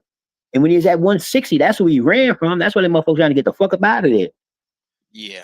I'm serious, man. And they act like, no, it was this. Every time you say something about somebody's favorite fighter, they start going to the PBC and all this shit here and all that shit there. They start running, oh, they couldn't fight because of this. They do all that shit, man. No, just stop doing that, man. Stop doing that, man. Stop. You get what I'm saying? Just stop doing it. It is what it is. If you don't want to fight him, it's fine. And they talk about, yo, you're a Crawford fan. No, do you ever see Crawford up there and they talk about Crawford fight this person? He like, yo, and have you ever been through that? That's all I'm saying. Every time you see Crawford fight, it's like, yo, he fighting such and such and such. And that's who we fight. It's never no going back and forth, none of that shit there. Or, yo, Crawford, we want to see you fight such and such, because they know he can't pick his fight. So they don't talk to him like that. These are facts. They are 100%. Why would they be on Tank, Spence, and Canelo back? Because they can pick their fights. And those are the ones, the fans, I got all the fans, so they want to see them fight people. That's why those people are considered manufactured inducts. I'm not saying that's what they are. But when you present something to the fan, and you could, listen, you got all the fans, you make all the money, so pick him and fight him. Everybody know you can pick your fights. That's not a mystery. But y'all act like it's a mystery. When you're a Canelo come up here and start talking like he can't pick the person he want to fight, I'll be looking like, yo, y'all, this is crazy. This is fucking crazy. For real. That man sat right there and said, if Canelo can't pick his fights, he said, if you give me this much money, I'll fight such. How are you gonna do that if you can't pick your fights? You're talking in two tongues now. Like, what's going on? If you can't pick your fight, how can you put a price on a fight to fight? How can you do that? Exactly. Just right or wrong, irony, how the hell can you do it? So why would we talk about fighting Benavidez? Is a bunch of shit that can't happen. How? How it can't happen? How? Just tell me how. You can fight fucking Piper, Ryder. You can fight everybody but Benavidez. How the fuck is that possible? You know what I really think in the Canelo and Benavidez situation, I think, and then I'm gonna wrap it up because it's a little bit over the 3 hours, and I gotta eat something, otherwise I'm gonna pass out. No, I'm kidding, but I'm hungry as hell. What I think at the end of the day, in my heart of hearts, is that Canelo knows that he fucked up, and what I mean by that is he knows that he should have gotten David Benavidez in his very early stages. I'm talking about the Rogelio Medina, J. Leon Love, David Lemieux, David Benavidez. You know, he knows deep down that he should have done to him what Floyd did to him. Mm-hmm. You know, catch him young, dumb, and full of that other stuff. You know, where he nowhere near boxing IQ, craftiness, and all the rest of them. You know, so you can take him. And you're still relatively at your prime. That's the boat that Canelo missed, to be honest with you. That's what I really think about the whole situation, because he would have, after the Ronald Gabriel fight, especially when he got dropped and everything, and David was with that booger sugar and all that nonsense, for sure he takes him. I think I'll give Canelo that one, because Benavidez has come a long way and he doesn't have the best history. You know, he got stripped and all of that. You know? Let me tell you something, Ian, before you go. I'm gonna stick to this with Canelo. I'm gonna stick to. I don't. Man, you could talk about Canelo till we blow. Canelo ain't fight Benavidez because he know he can't beat him. Canelo is a manufactured champion. Manufactured don't mean you can't fight. Manufactured, you know what I mean? Not a plant. Manufactured mean that you get manufactured. They work on you and a thing, and you're not going in there with them because you're a money machine for the boxing right now. You're a Mexican champ. You know what I mean? Middleweight, Mexican champ, and you got it on C's. It's a money thing. Absolutely. It's a business. You get what I'm saying? So there's no way in the world they was letting Canelo fight Benavidez. You know why? Because that was an official pass the torch, because Benavidez is Mexican. You'd have lost every fan you had, everything. They not doing it. It's too much of a risk. It's way too much. Now, Plant and stop all of them is not a risk like David Benavidez, based on him being young and untalented, but it's like a young Boots. You get what I'm saying? You don't want to go around that young talent. You don't know when that shit gonna spurt. You don't know when fight he's gonna spurt out. Any one of these fights, he could spurt out. You don't want to And put your man you in there don't like want that. him to do it against you either. Yeah. Yeah, you don't want to put your man in there like that. You know, you saying, oh shit, he ain't get to his full shit yet. Like you said with Xander. With Xander, you know, you Boots will get him now, but if you get him next year, it'll be a problem. Because you get a little, you get what I'm saying? So this is what it be. This is really what it be. And the And same for Morel and Benavides. I feel exactly the same way. I'm trying to tell you, we had these conversations, we'll understand boxing better, and we won't be mad at what they do because we will understand it. We won't be arguing because we know, okay, you know what I mean? Yeah, he ain't gonna do that, you know, such. Ain't nothing wrong with that. Because we ain't got no money in these boxes. You know what I mean? We just fans. They got money in them. So they like, man, I'm not losing my money out there for these fans. You tripping. And it ain't Tank. It's the motherfuckers that invest in Tank. Like, man, I'm not doing, you not fighting no motherfucker. You ain't fighting none of them. No, no, no, no, no. You gonna fight some of these other former champions, you know what I mean? Like Real Rap though got the little name, you know, such, but we not doing that. Nah, motherfuckers out there swinging real blows. Nah, people product is different, man. That's why you see Bo Mac with his product, he put him in there with anybody. Bo Mac don't give a fuck. My man is that guy. For real, for real. Carissa Shields, you know, certain people. And back to Russell's situation is kind of the same like Tank's, but it's about the name. This is why I say the goalposts change so much because we're talking about the fighter and now we're talking about the name. You get what I'm saying? We're talking about Gary Russell Jr. against Tank. Gary Russell can lose and still be a champion because he's not Tank. He don't got the fans Tank got. They don't call Gary Russell Jr. Tank. He ain't running around knocking everybody out. You get what I'm saying? He a good fighter, but he's not doing what Tank is doing for the sport of boxing. Tank got those skills that you don't have to know nothing about boxing to be a fan. He's like a Tyson. You get what I'm saying? You don't have to know nothing about boxing to be a fan of Mike Tyson because Mike Tyson knocked niggas out. Yeah. You don't have to know nothing about boxing. You have to know something about boxing to like somebody like Shakur. You got to know boxing because Shakur don't knock niggas out. So you got to actually know boxing to like Shakur. You see what I mean? It kind of, it's a reverse thing. When you think about it, that's why I be like, yo, okay, I get it. Yeah, I get it. Because you can't Tyson say, will make it easy for you. Tyson will make it easy for you. Deontay yeah, Wilder will make it Wilder. You know, these people make it easy yeah. for you to like them. They easy for you to enter into boxing. That's why boxing need people like y'all, because when y'all start knocking motherfuckers out, especially heavyweights, you know how many people you bring into boxing? New people, you know what I mean? New people like champions bring into boxing when you're a good champion like Roy Jones, you know what I mean? Sugar Ray Leonard. You know how many people they brought into boxing just by being great, doing it the right way? Facts. It's 100% facts. 100%. And that's why I say today's champions don't have that attitude as a champion. They still have a personal attitude as a champion. I'm like, God damn, if you was a fucking runner up, I can understand that, but you're a whole champion. How you got this kind of attitude?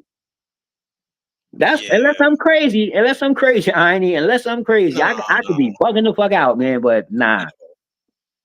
But yo, if you ain't doing nothing tomorrow, I'll jump on my live and we could chop it up like this. Cause I want to what I'm doing next, what I'm doing right now, but I got on with you all this time because I'm about to record this. This ain't gonna be live.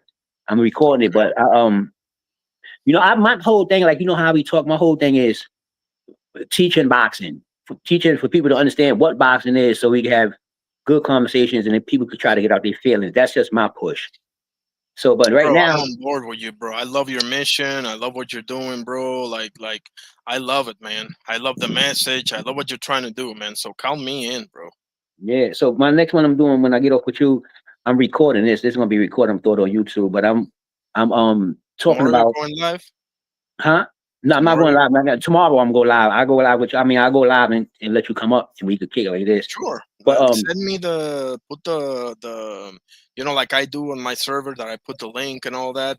Yeah. When I do that, when I go live, I'm gonna do that. But my what I'm doing now, I'm gonna tell you what I'm doing now real quick because I got it up here. I'm just doing. I'm bigging up the boxes. I got 3 boxes that passed away in the ring, and 3 boxes that passed away through just old age, like Foreman, you know, through old age. And and so my message that I'm doing, my message to the people is when I do this little recording right now is how serious boxing is, how serious your mental got to be because you can die inside the ring, like literally inside the ring. So this is not the place to be mentally fucked up, whatever it is. You got to get your shit together, man.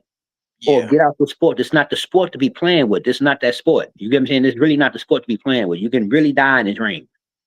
And so that's gonna be my message. So I'm bigging up the people that passed away, these colored people that, and you know the funny thing about it, I forgot about, I mean, I didn't forget, I didn't even know this. Maximum, what's the name? Dadashev.